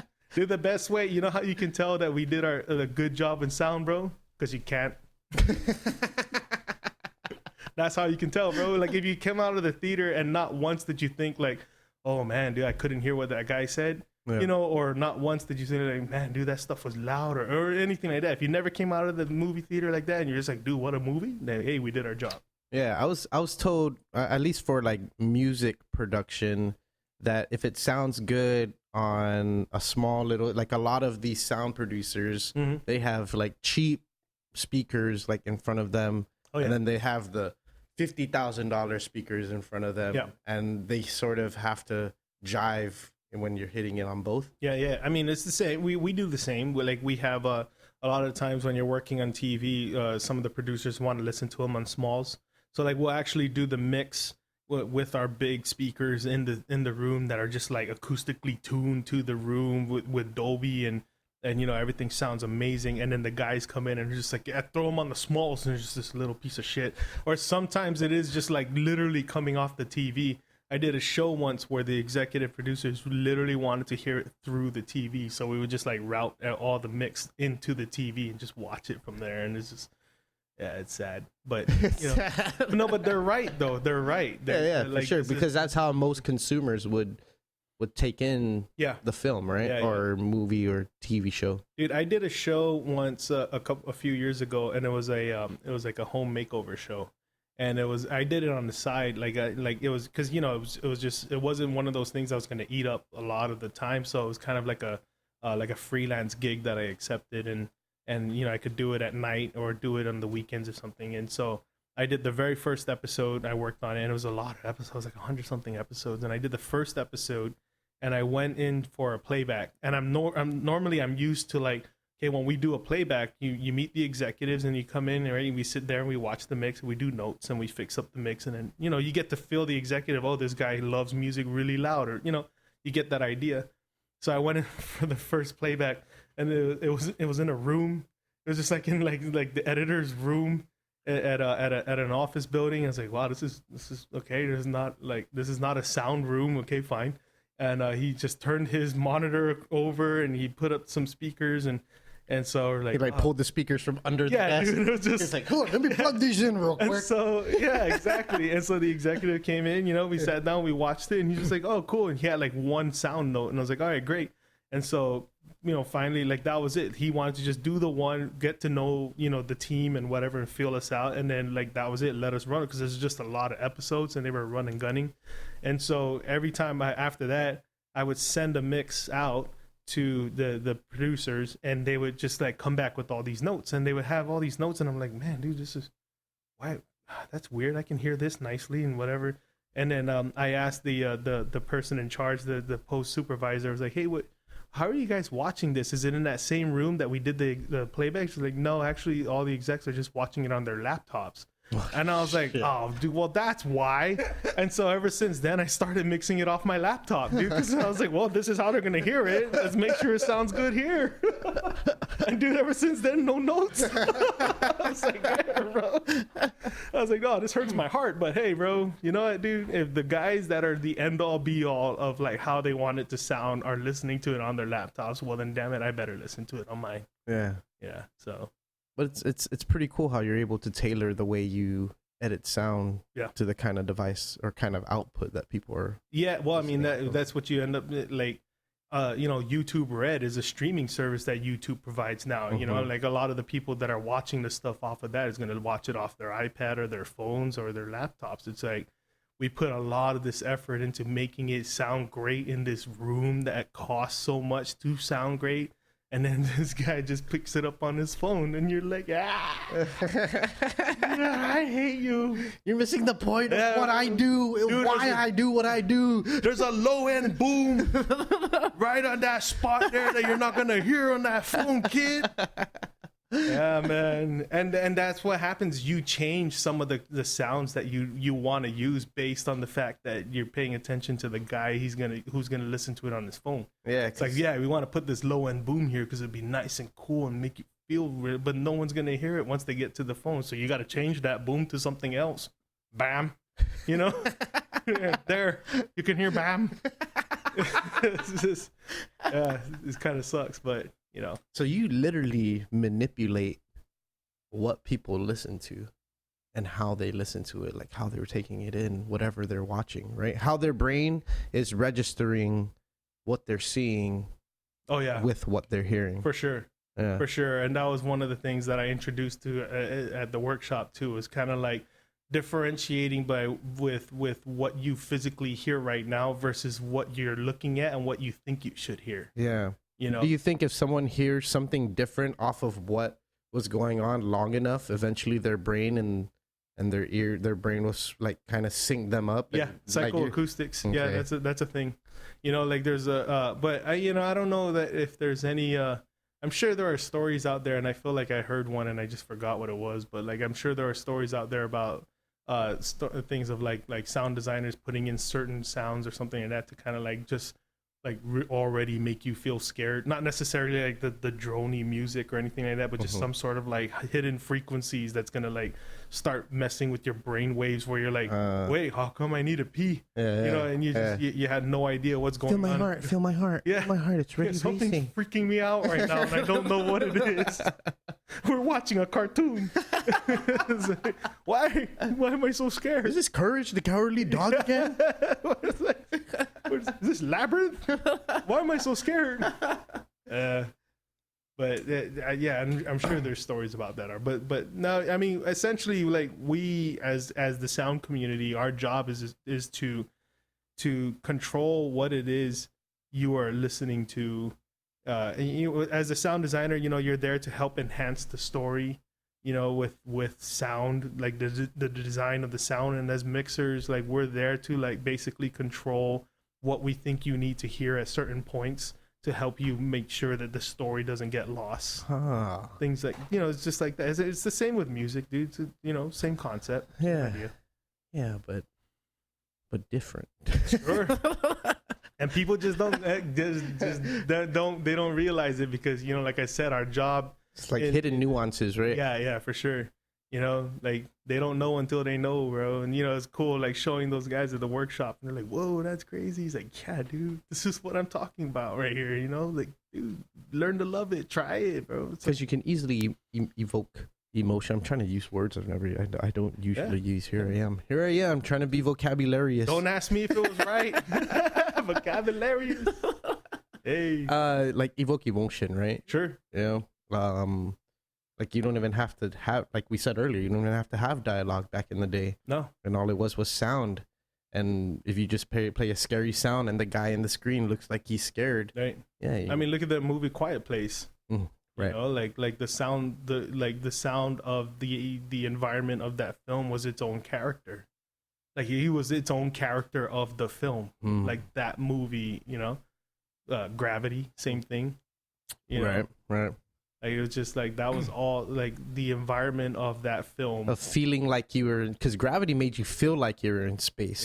Yeah. It was really weird. I guess Right. the way they put out certain tones, Yeah. right? Oh, they And had it kind of like Yeah. muffled, Yeah. right? Yeah, it's pretty cool. Yeah, that's crazy. Yeah, a lot of work Crazy. goes into Yeah, that it's stuff, not, dude. Yeah. now that we're talking about it, it's like Yeah. makes See? sense, dude. Hey, come on. Fucking now- makes sense. And now you know. Spread the word, bro, so we can get love. Nobody loves the sound guy. That's why we're at the end of the credits. Come on. Like man. literally right at the end, where it's like Yeah, dude. name and then the symbols. Yeah. It's like, dude, if it weren't for Marvel, no one would care about us, bro. Now you have to wait. You have to sit through all of us, and then you can watch your next scene. So is it so? I'm trying to think of major Sony pictures that have come out. I know they do a lot. They just like finished Michelle. Spider-Verse. Okay. Yeah, that was Sony. Okay. Yeah, that and then the Holmes and Watson. That's another. Okay. Yeah, I heard of that. Venom was a Sony film. Okay. So yeah, they got some. Yeah. They got some good stuff. You got some stuff in store for you. Yeah. There's a few movies next year that I know that they're gonna work on. That I was like, oh no, I can't say anything about it. But I was just like, oh, what? That's it. I want to tell my wife. I'll tell her. So how many movies do you have like total under your belt? Oh man, I don't know. I haven't really counted it. Yeah. Yeah. But a lot of the movies that I've been working on, like I said, were sort of on the indie film side and straight to DVD things. I used to do a lot of work with a company or a production company called Universal 1440. They're just like a section of Universal, the studios. And what they do is they do a lot of these, you know, home theater type movies. So the first project I did for them was Honey 3. Yeah. Just got out was Honey, yeah. Okay. So I did Honey 3 with Cassie, Diddy's chick, and then I did Honey 4.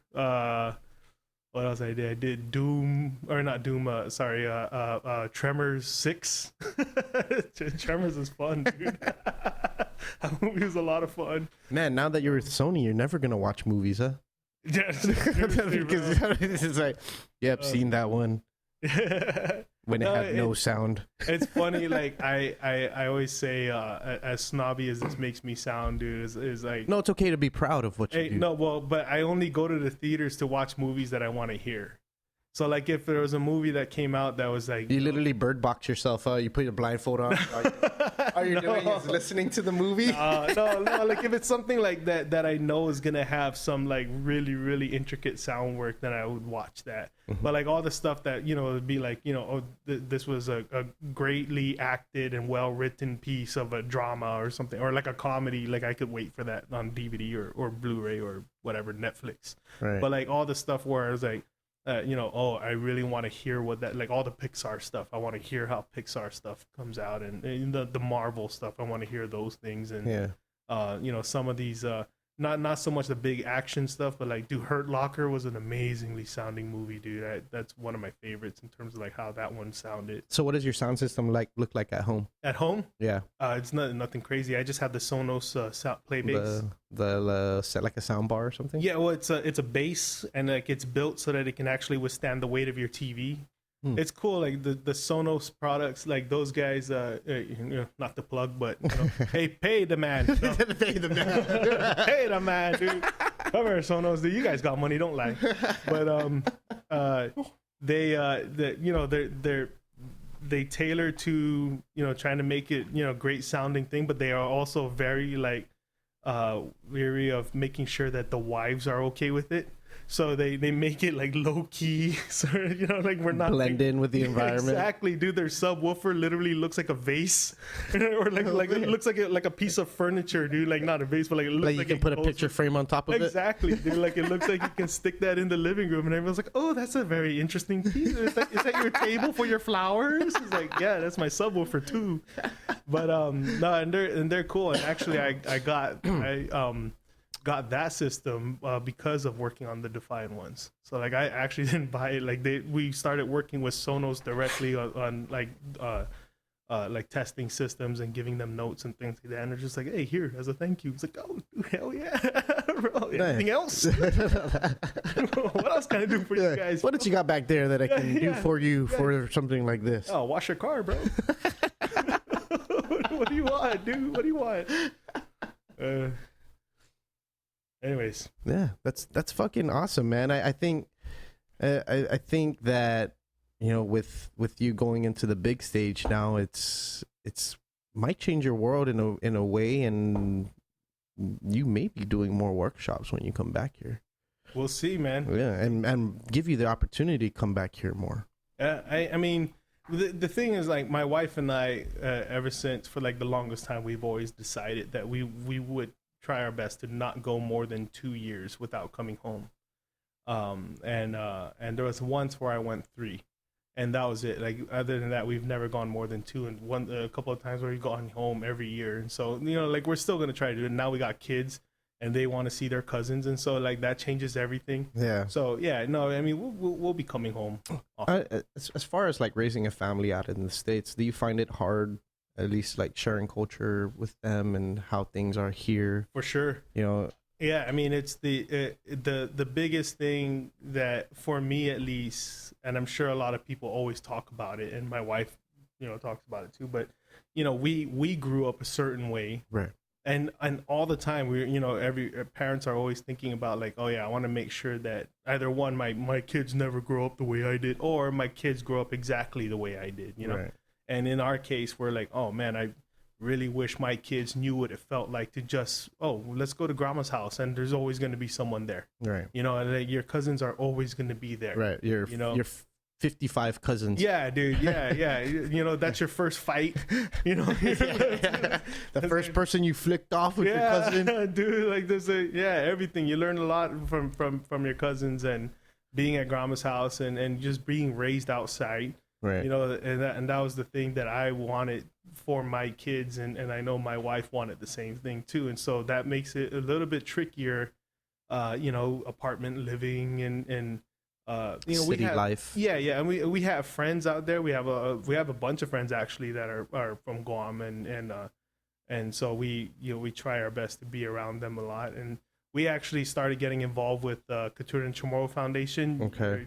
Joey Q. Yeah. And so his mom's one that started it. Yeah. And so we started getting involved with them when my daughter turned 3, and my wife was like, oh, let's get her into dancing. And I was like, you know, it's never really been a thing of mine. And I was like, I don't think I've ever thought in my head, if I had a daughter, I'd make them cultural dance, you know, or whatever. But God, I'm glad we did.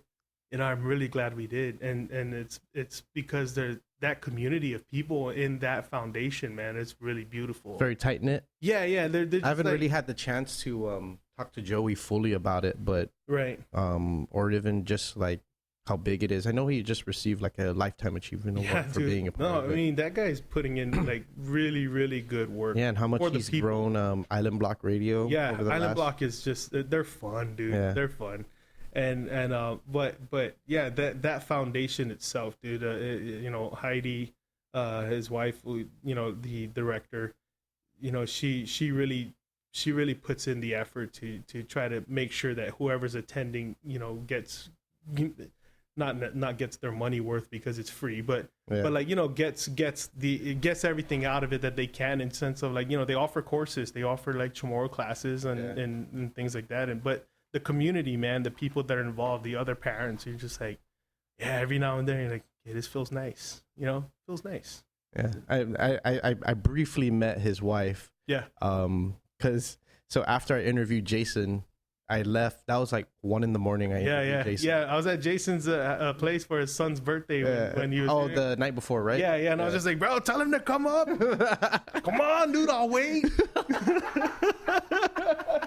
Where's you at? Jason would look at his phone and was like, was that him? No, it wasn't. Put your phone down, dude. It's your son's birthday. Pay attention to him. Okay, but was that him?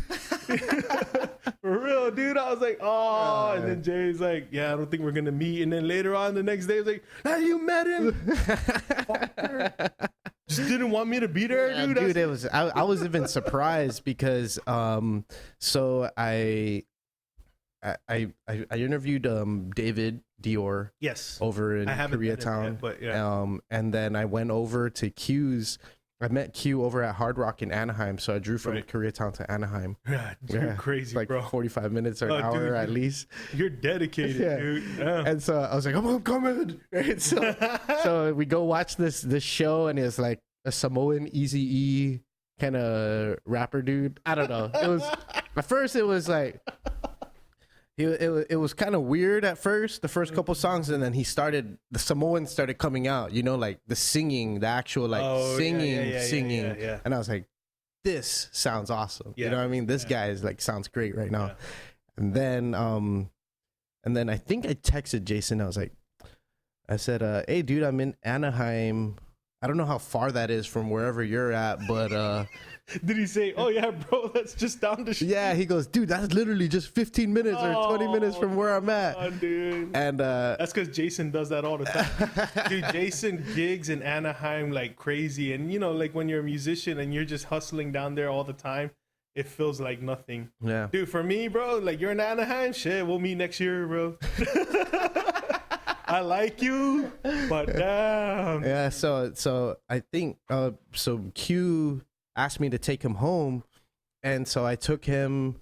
So he just happened to live right in the middle between in Long Beach. Yeah. And so he goes, "Hey, just come back." And this takes me to the story of meeting Q's wife. Yeah. So I drop him off, and then at like 12 o'clock at night, I go over to Chaz's studio, where Jason's at. Yeah. And we hang out, record the episode, hang out, get there at 4 a.m. I'm supposed to be on Island Block Radio the next morning. And I was like, oh, I'm going to try and wake up. And so I was blocking his wife's car in, and she's like, I'm sure she's like, who the fuck is this guy sleeping on the couch right now? Oh, hell no. Hell no. And so she's like, hey, can you move your car? I was like, oh, I'm so sorry. Like, in a daze, all my shit's all over the place in the living room. Like, probably drooling all over the pillows and say anything to you. Oh, man. Come on, Q. You better. I felt bad. Well, he told me to park behind that car. He thought I was going to wake up. Oh, dude, I didn't wake up till their segment ended at 10 o'clock, and I texted him. I was like, bro, I'm so sorry, bro. I was dead. Oh, yeah. You know, I had work training in San Diego. I drove from San Diego up to LA, to Koreatown. Took me like 4 hours. Yeah, I don't know what you're doing that for, bro. Well, I was trying to get these interviews done. Sure. That's what Skype's for. That's when I'll accept Skype. I was even like needed to pee. I was like, oh fuck, I need to pee so bad.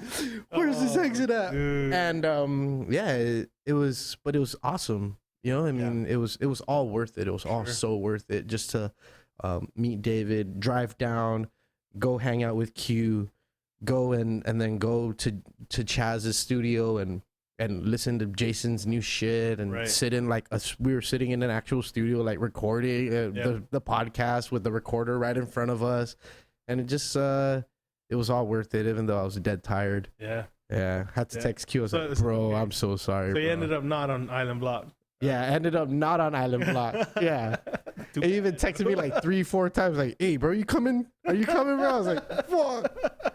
Couldn't even wake up. My bad. Bro, had no idea. Yeah. So Q, I'm so sorry. The next time we will do this. Yeah. Yes. Yeah. So culturally, right? Yeah. And also on that trip of just doing podcasts, I did one with Joe Dancy up in the Bay. I heard that one too. Yeah. Right. And so it's like there's this big disconnect that's still happening and going on, and culture, especially culture here, definitely changing every single day. It feels like there's always something different or something new, and it's almost like the culture here is less perpetuated than it is out in the States, just because there's that certain want to be around it. Exactly. Yeah. I mean, there is this big. I mean, I feel it now. Like, it's funny. I I always talk about, you know, coming home every other year or something, you know, and every time I come home, I meet up with the same boys from day one, dude, and we never skip a beat, dude. I'll, you know, cut grass if I have to, just because then I feel like I never left. And, Right. But there is, man, a lot of the times the community out there, you know, they want to be a part of what they remember. And they want their kids to feel the same thing. Yeah. And that's what I'm going through now. Is I want my kids to make sure that they feel the same way I felt when I was growing up, except without the backyard. And so, you know, FaceTime and all of that, and trying to be around as many similar, you know, culturally similar people that we can be with at times, and cook the foods and whatnot. Right. But I mean, it was funny, like, dude, when I first moved out, you know, I'm from the South, right? Like, from Santa Rita, from Agate. You know, I've lived in Agate forever. I've lived in Santa Rita too, and yeah, I went to Southern High.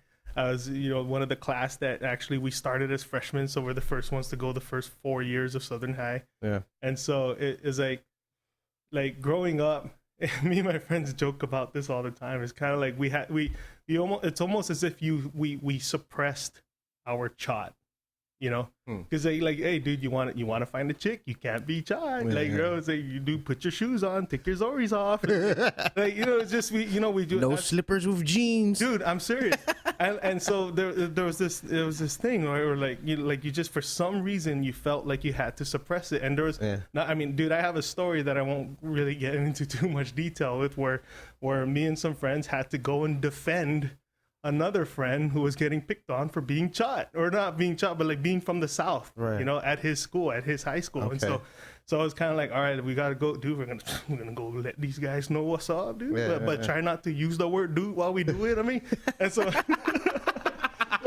we you know, like we suppressed it, and not everyone did, but I'm just saying, there's some people, like, we felt like we did. Well, it had that weird connotation, or like stigma or stigma, something. right? And like, I don't even know why it did, because then you go deeper south, and like the beauty of the people down there is the culturally, like, the chotness of them, and you're just like, this is amazing. Well, around that time, it was also Malfunction was coming out. Sure, right? and he made it funny. Well, yeah, and it was kind of like yeah, it's stereotypical too, right? Right. Like, a generalization of what maybe a chod would be like, or sound like. Yeah. But it was funny to me that like that's what we felt. We felt like, I remember at one point, like, hearing people like, oh wow, you're from the South, and you know, just like, oh, you know, chot, whatever.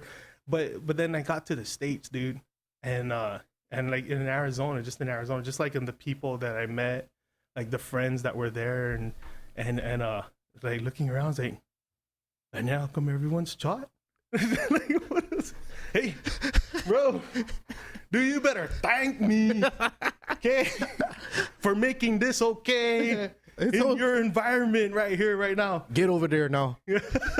Kiss my hand. But no, dude, it's just, and then, you know, it dawns on me, is like that's why. It's because that's, you know, that's how they feel as part of being something. I mein, dude, like, we are, you know, we're what's the word I'm looking for?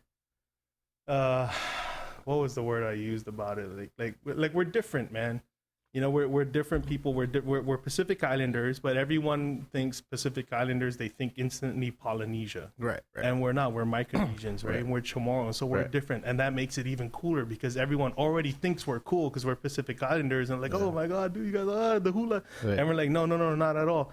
But then we're like, we're Micronesians, so they're like, oh, what's that? And then we school them, and now it makes us feel like, wow, this is really cool, you know? And so, you know, I think there's this thing about making sure that we announce that we are different. Yeah, well, the pride goes up, right? Right, exactly. Yeah, it's like, and for the I mean, shit. When I was out in Arizona, in Tucson, I used to wear a Sanahi. You know, like, see, that's no little fucking wooden Sanahi that I bought for my uncle who carved it, dude. I don't know. It's there's like certain things that I can't like the biggest, I guess the loudest thing that I've ever had.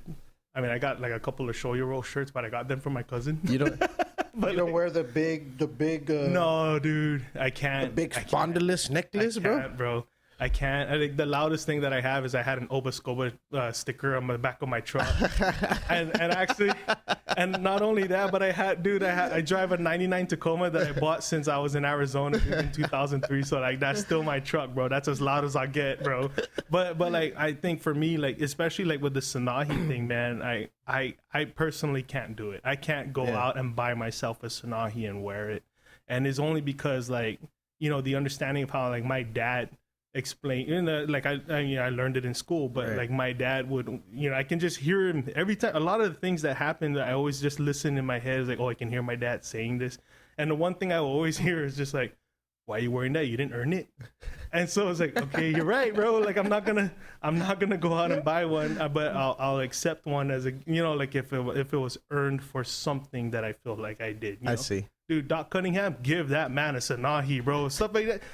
Baby Joe, bro, give that man a Sanahi. Like these guys that are like out there that actually like try, doing something that are technically like putting us like in a map. You're doing whatever. That. No, sure, but like I'm not gonna go buy my Sanahi, bro. My dad, dude, I'm telling you, bro, rolling in his grave. Why are you buying that, dude? Better be for someone else. Better be for Doc Cunningham. No, I couldn't do it. I couldn't do it, man. Yeah. So that was it. And I think like I own a couple of Guam shirts, but they're the subtle ones. Yeah, I wasn't really big into like the big logos. Tattoos, anyway. Body markings, anything? No. It's just like I don't know. That hasn't changed in me. Like I am super proud of who I am and my culture, and I talk about it all the time when I'm out there, with people that want to ask questions. I'm like, oh hell yeah, bro, you got a day, I'll gladly talk to you about my people. But like I'm super proud of that. But are you like, hungry? but it hasn't changed like the shirts that I wear or anything, because I've never been a big fan of like big logos or anything like that. Right. Yeah, I don't know if I even have a Guam flag, like I'm sure hanging up or anything like that. No, I mean I know I don't have one hanging up. I have flags, but I don't have any like that was in like up in my living room or anything like that. But that, not to say that that's wrong.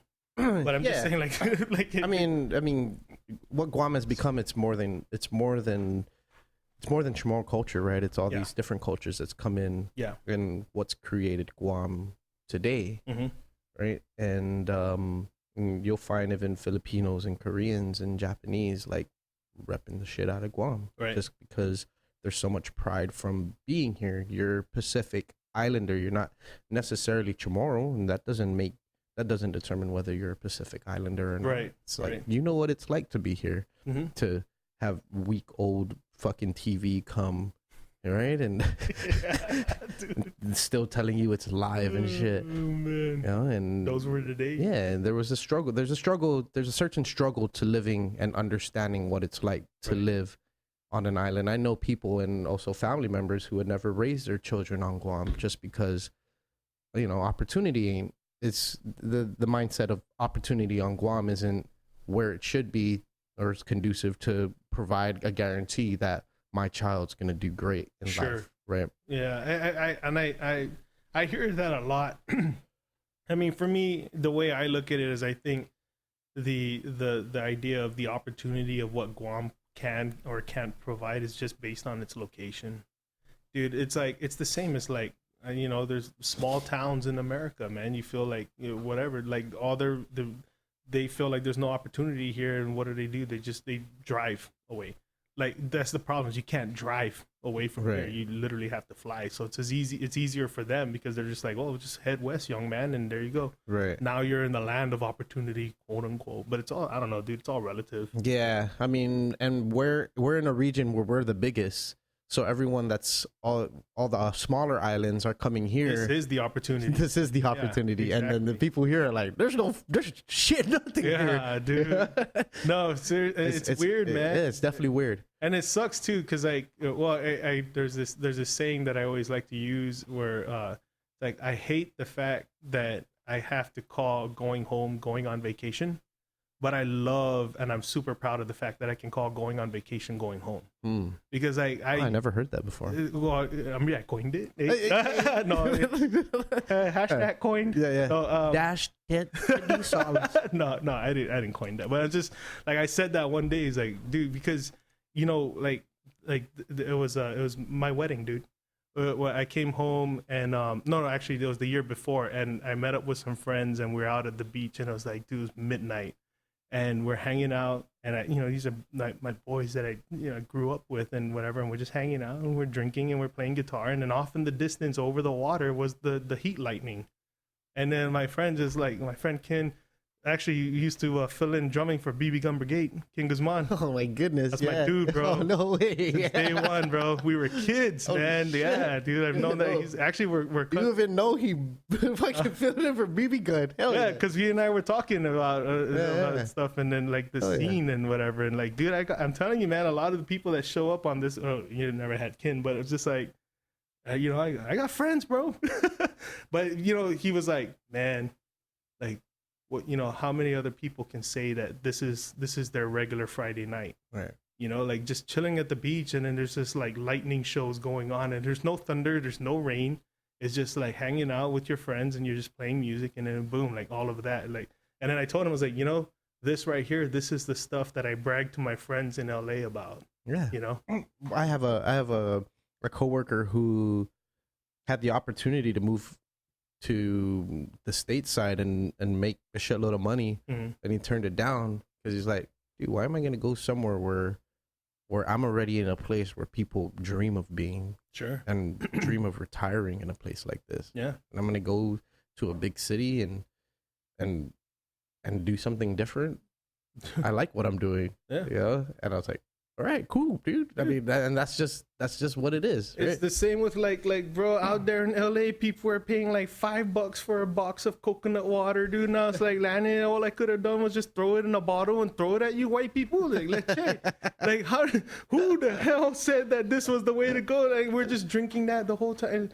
Like, dude, it's like that was our life. I mean, right. Now, don't get me wrong. Like, for the I didn't live the stereotype of like, oh yeah, we woke up in the morning and we drank coconut juice from I climbed the tree for milk. Like, no, like, squeeze the meat to make the milk. Like, it was easy for us to get, bro. Like, I remember the first time I bought mango out there in the States, and I was like, it hurt my heart because over here you're trying to get rid of it. Yeah, you're trying to get rid of it, bro. Like, call your auntie. Tell her to come and get mango. Right. Take it out. Right. And then I was like, oh my God, I gotta buy 2 for $5. Like, whatever. Oh, this sucks. We're not pickling this. We're eating this. I know. Yeah, I would have make this worth it. I know. My wife gets mad because I'll buy mango, dude, and I'll be like, yeah, it's for the kids, and then they never get it. She's like, your daughter wants mangoes. Like, well, I wanted it too. She should have said something yesterday. Hey, just her fault, man.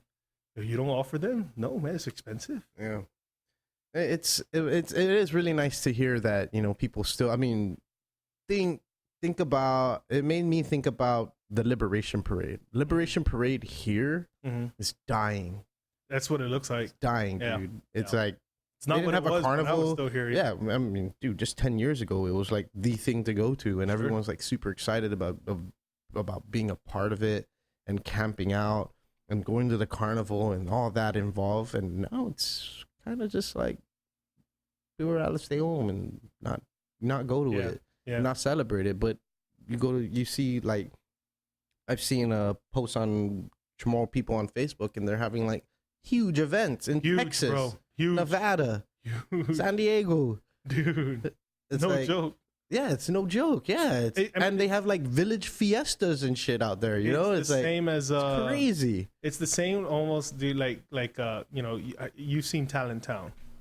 Yeah, which is really, really good. I thought that was done well, and I've had my conversations with the Munoz brothers about it, and a lot of the points they were touching up on there is very, very true. And one of them, I was actually forget who I was talking to about this, but like, dude, I remember here when I graduated and DUB were like they were the shit. Mm-hmm. So they were everywhere, you know. And I've seen them, you know, out in the clubs a few times. And the one place that I've always saw them were when they were there at Sam Choi's. They used to do Sam Choi's. And when they were there, it was acoustic, right? It was just like 3 of them or something, or 3, 4 of them. And they were just, you know, there was no drums and whatever. And they would do it and they would kill it there. And like the people were responding. But then I remember a couple of times I went to Chameleons and like, you know, Chameleons, holy shit. whew, throwback. And I remember being at Chameleons and I think that's they even were older playing- for me. Yeah, I think so. You're still in middle school. Yeah, definitely heard of I it. heard of it. Yeah. But I went there a couple of times when they were in it, and they were, you know, like they would perform, and there'd be like a couple people dancing on the floor, and then they would take a break, and the DJ would take over, and then the dance floor would go nuts. Right. And I was like, wow, that's interesting. But at Sam Choi's, I guess because it's acoustic, it's small, it's intimate, it's like whoever's there, they're having fun and whatever. But dude, in the States, shit. You couldn't get into a DUB concert, bro. Really? Like, dude, it was just that it was packed, man. And like they played at the Hawaiian Gardens casino, and like I went to that, and that was a full house. And they played at a bar in Torrance, Dano's, and that was a full house, dude. And it's like everywhere you went, it was a full house. And it's just because like everyone's just trying to draw to that little bit of That was thing. their connection to Guam. Yeah, and so like it felt like whatever was happening, you know, it's kind of like that, like the liberation where it's like me, you know, I don't know if the word is they're getting tired of it. I don't think that's it, but you know, or maybe it's just like whoever really was involved and it just left the island. Who knows? Right. But it was kind of like It's the it was like that. organizers, maybe. Yeah, because so like when you're out there, we don't do it all the time. Well, You know, I've never been to a liberation like thing, but I've seen people post about it, and I was like, "Damn, dude, Yeah, it's that's like, a party, bro!" damn, look at that I spread. do Fandongo. But it was like you know, I think that's what it is because they feel like, oh, you know, this is what I used to do, and like let's go be a part of it again. You know, you just get that little bit of whatever, dude, nostalgia. Yeah. Which is also kind of weird because then every time I go to those, I'm just like, nah, this is not nostalgic at all, dude.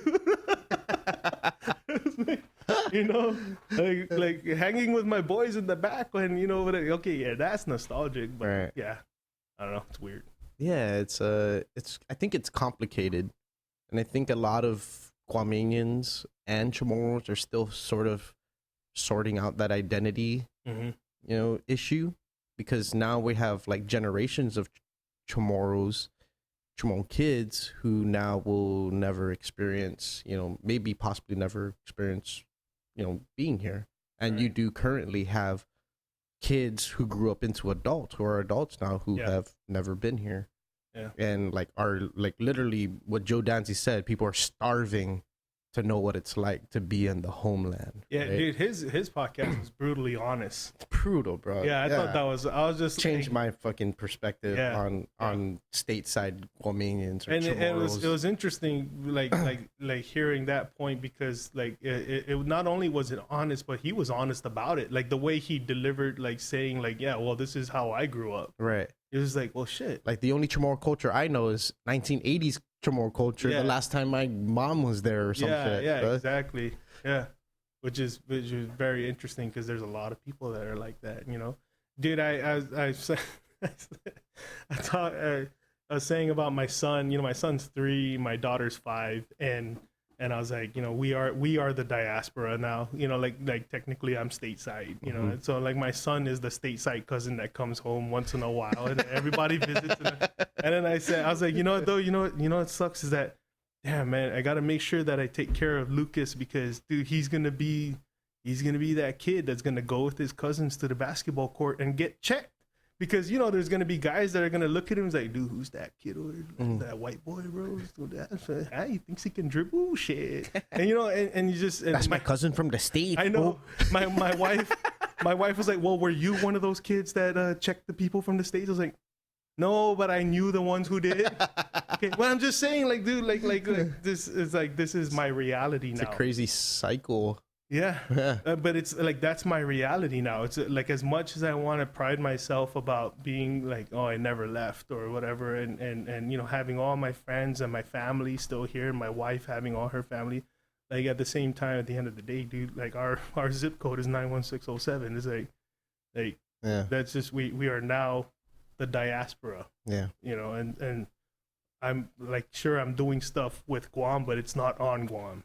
So it's there's that weird thing where now I feel the pressure of like, well, okay, well, how do I make sure that doesn't leave my children?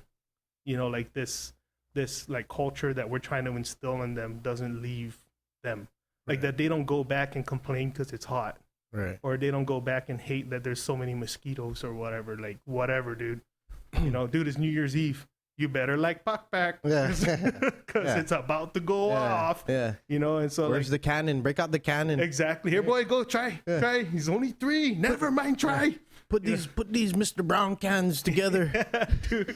But I'm saying, like, you know, it's like I want to say that that's what I want for my kids is that sort of lifestyle. But then it's on me and my wife now to make sure that when they come home that they're happy to be here. Right. And they're not just looking for aircon and Wi-Fi. Right. You know, Like that they really trying to experience being exactly here. Like, dude, since my daughter when we landed, my daughter had a fever for 4 days. Oh no. And I was like, let's do the Tatamonas are mad. Oh boy, we better go burn some palm. Dude, for real, we started burning palm leaves and everything, dude. It was crazy. But after when she finally started to get out, like we took her swimming all the time, dude, or not every day, but like we were taking her swimming. We took her to the Marito Pier, you know, a pool and whatever. But like at the pier, dude, like once she got into it, like you couldn't get her out.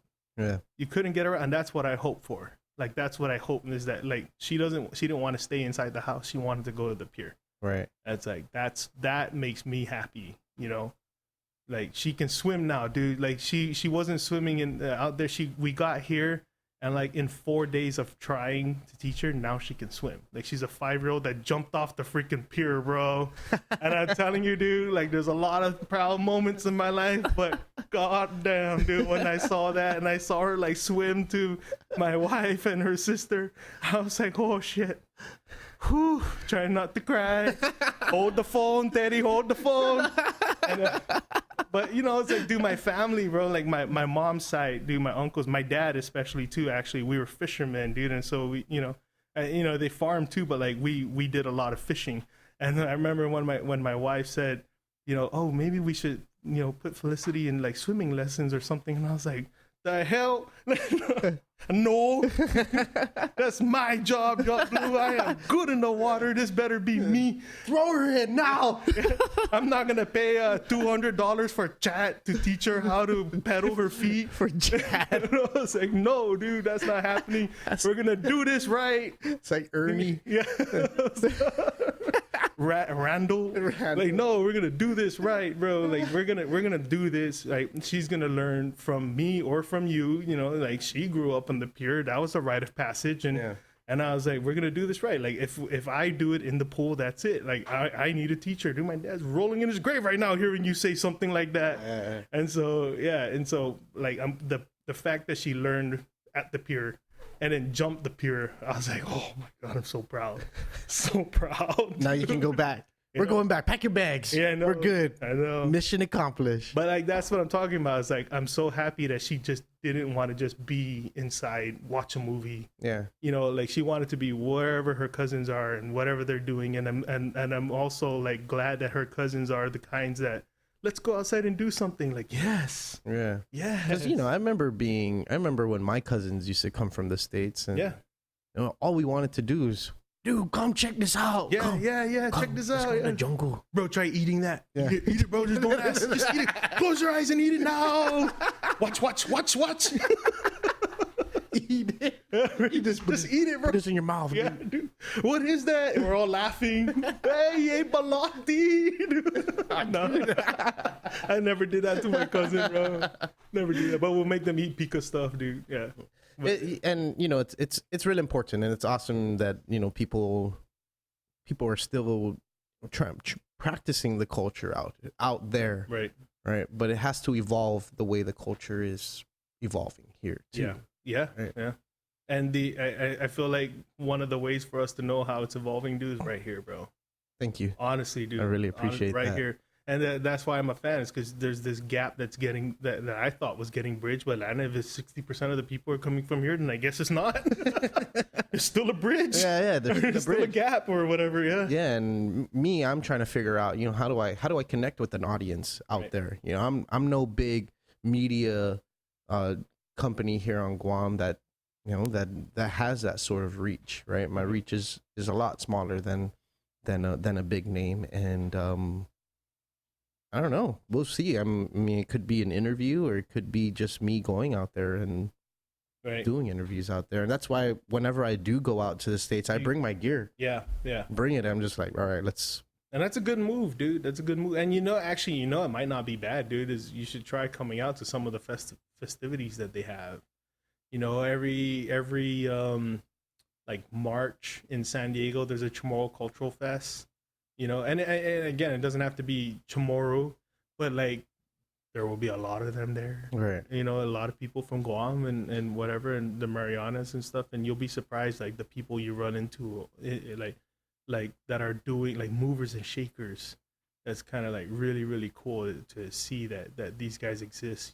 Felix Sablon in San Diego from Islander Elevation. Right. Yeah, I met him, and the whole time I was thinking, I was like, "Fuck, I should be recording this right now." What the hell am I doing? He's a good dude, bro. He lives right next to my Nina, bro. So I've known him for a long time too. Yeah. And it's, dude, you'll be surprised, man. And I feel like that could be a good step. Just show up to one of those, but let them know you're there. Yeah. Don't just say, hey, walk through. Hey, go in with the flag, bro. Go in with the flag, bro. Master Random. Hey, back here, guys. And then see who flocks. Yeah. Hey, I'm a fan. Yeah, dude. There's man. I was actually talking to Joey Kanga Q about possibly trying to reach, extend reach with Island Block, Yeah. But it's gonna take some, right? I mean, it's gonna take some time to actually make something happen, just because the show is so unorthodox, right? Right. It varies between an hour and 3 hours. It's like, which it's by never the way, the same. Can I get Wi-Fi, dude? Yeah. Just to make sure, in case my wife's trying to check me. Yeah, actually, damn, I didn't realize we've been going for so long. How long have we been going? 2 hours. Oh, sorry, dude. I actually got to cut out of here. Okay. I got to help my dad move a couch into the container. I love it, bro. So, and then my girlfriend comes in tonight. So, hey. Yeah. But Teddy, dude, my brother, thank you, dude. Yeah, it's awesome meeting you, and awesome like picking your brain and hearing everything that you from the moment you left, and how you've progressed and to where you are now, and you're about to set on this huge journey. I didn't realize it was so recently. Yeah, but it was like, a month ago, dude. Yeah, this is like literally huge. Yeah. I'm like I said, dude. I'm really happy to be here, dude. Being a fan and again, it's just this is important, bro. What you're doing here is really important, and at some point, I'm pretty sure, like if the people out there start picking up on it even more, and then your percentage changes between here and over there, I think there's a lot of noise that can be made, because who knows what that means. Like I'm sure at some point in time, I'd be curious to see what the percentage of like, oh, this guy came back here and he did this because he heard someone talk about it on Master Random. It's kind of like, dude, I tell Jason this all the time, bro. It's like, when he came out with his first EP and he he had his music on there, Luminosity, and the redo of Juices, and I was like, bro, he dropped that 2 years ago. I was like, let's we'll do the math, bro, and we'll see which babies came out, or like I'm calling it right now. This is someone's wedding song here, like I would say something. So like I'd be curious to see later in the future, and I don't know how you're gonna keep tabs of it, but to see like the person that's over there that says, well, shit, let me go over here and let me fix that because these guys talk about it. Right. And that's the gap. Like, that's the bridge that you're creating, Yeah, thank you. And it's cool because just this past summer in July, someone who I've been in contact with since the beginning, since I started doing the podcast, his name's Jay Castro. And he's out of the Bay Area, lives in Oakland, I think it's Oakland. And he came to Guam for the very first time last year, and brought 13 family members with him. And he's from Marito. His family's from Marito also. And Like the he Castro came, brothers. I think so. Yeah, I think so. Sure. And he said, "Man, it's because of you that I wanted to come Right. to Guam and also meet Polyeric." And he met Yeah. Polyeric because he Yeah. listened to the Polyeric episodes. Right. And I was just like blown away. Yeah. Just that small. That's all it takes. of a thing. Yeah.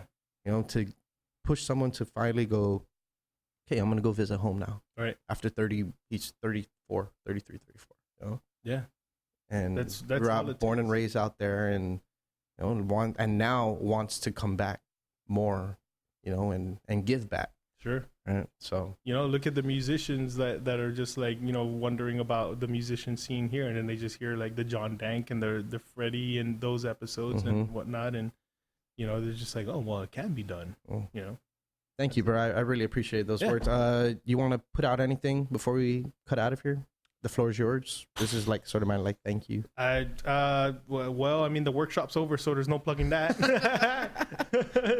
No, I mean, dude, I don't know, man. I like to, I guess, the usual, shout out to my wife, Miranda. She, I'm not here without her. Like, she holds it down, man, and the LA scene and the industry itself can really test the man and test the family and whatever. And it's if not for her being super supportive and whatever, this doesn't exist. But yeah, dude, her, my family, my friends, Jason for making this happen, right? Yeah. Jason J. Yeah. Yay. Dude, Island Fever still sucks. No. I pick on him about that song, bro. I was always just like, yeah, that song's fine, dude, but it killed it. And I was like, what do I know, right? What do I know? So, hey, dude. Hey, I guess, bro. I thought Juices was better. Bro. What do I know, bro? What do I know? Juices will always be a classic. Dude, That's if what I called was better. I thought that was better. Wait for his next album, dude. He's got some gems. Yeah, dude. He let me listen to one of them, and I was just like, holy shit. If he lets you listen to the one that I keep raving to him about that I think is gonna be his next hit, then that's the one. Okay. Yeah. Maybe Yeah. it might be the one. I don't know which one he showed me. We'll talk about it after. That's not. We're not dropping those that kind of insider information for the people. That's the random inside. No, I signed NDAs before I got here, bro. So I told Jason I'm not gonna talk about it. All right, bro. Thank you. All right, thank I you. really right, appreciate it. Teddy Salas, everybody on the podcast. Thank you again for listening. B just had a new baby, so she was born. So we won't see B for a little bit, but B is always in our hearts. Oh, the dude that's always here helping? Yeah, You're not yeah. going to see him at all, bro. That's it. I know what it's like to be a new dad. Kissing goodbye. Matt, find someone else. Hurry up. Matt, you just became alone on this ship. There you go, bro.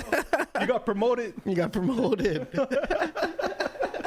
Now get me water. You're yeah. Fan. You are now head water guy. No. Oh, it's horrible. Matt loves you. I love you. And as always, thank you for listening to the podcast. Peace out, everybody. Oh, wait.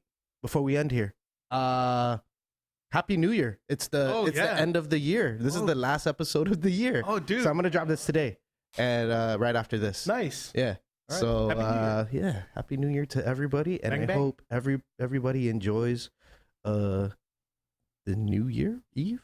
Yeah. I don't know. And hope 2019 is fucking awesome, because I plan on having an awesome New Year's Eve. We got some plans for Master Random, and we hope that it's gonna unfold as it should. But until next time, peace out. Hey guys, thank you so much for listening to this episode of the podcast. I'd like to give a special shout out to our sponsors: Mosa's Joint, serving up the island's best chow, happy hours, and vibes wrapped into one package. Dimension Systems, providing the best computer and IT solutions on the island since 1987 to Stroll Guam. Use the code word RANDOM18, RANDOM, and get $10 off your next ride. Don't forget to don't forget to support us on Patreon. I got something coming out, so just thank you for your patience. If you are a patron, on our Patreon. This is where you can literally become the podcast on Patreon. So thank you if you're a continued patron on Patreon for the podcast. And if you're listening to this on iTunes, give the podcast a rating. 1 star, 5 stars. 5 stars are always preferred. And as always, thank you again for being the baddest listeners ever.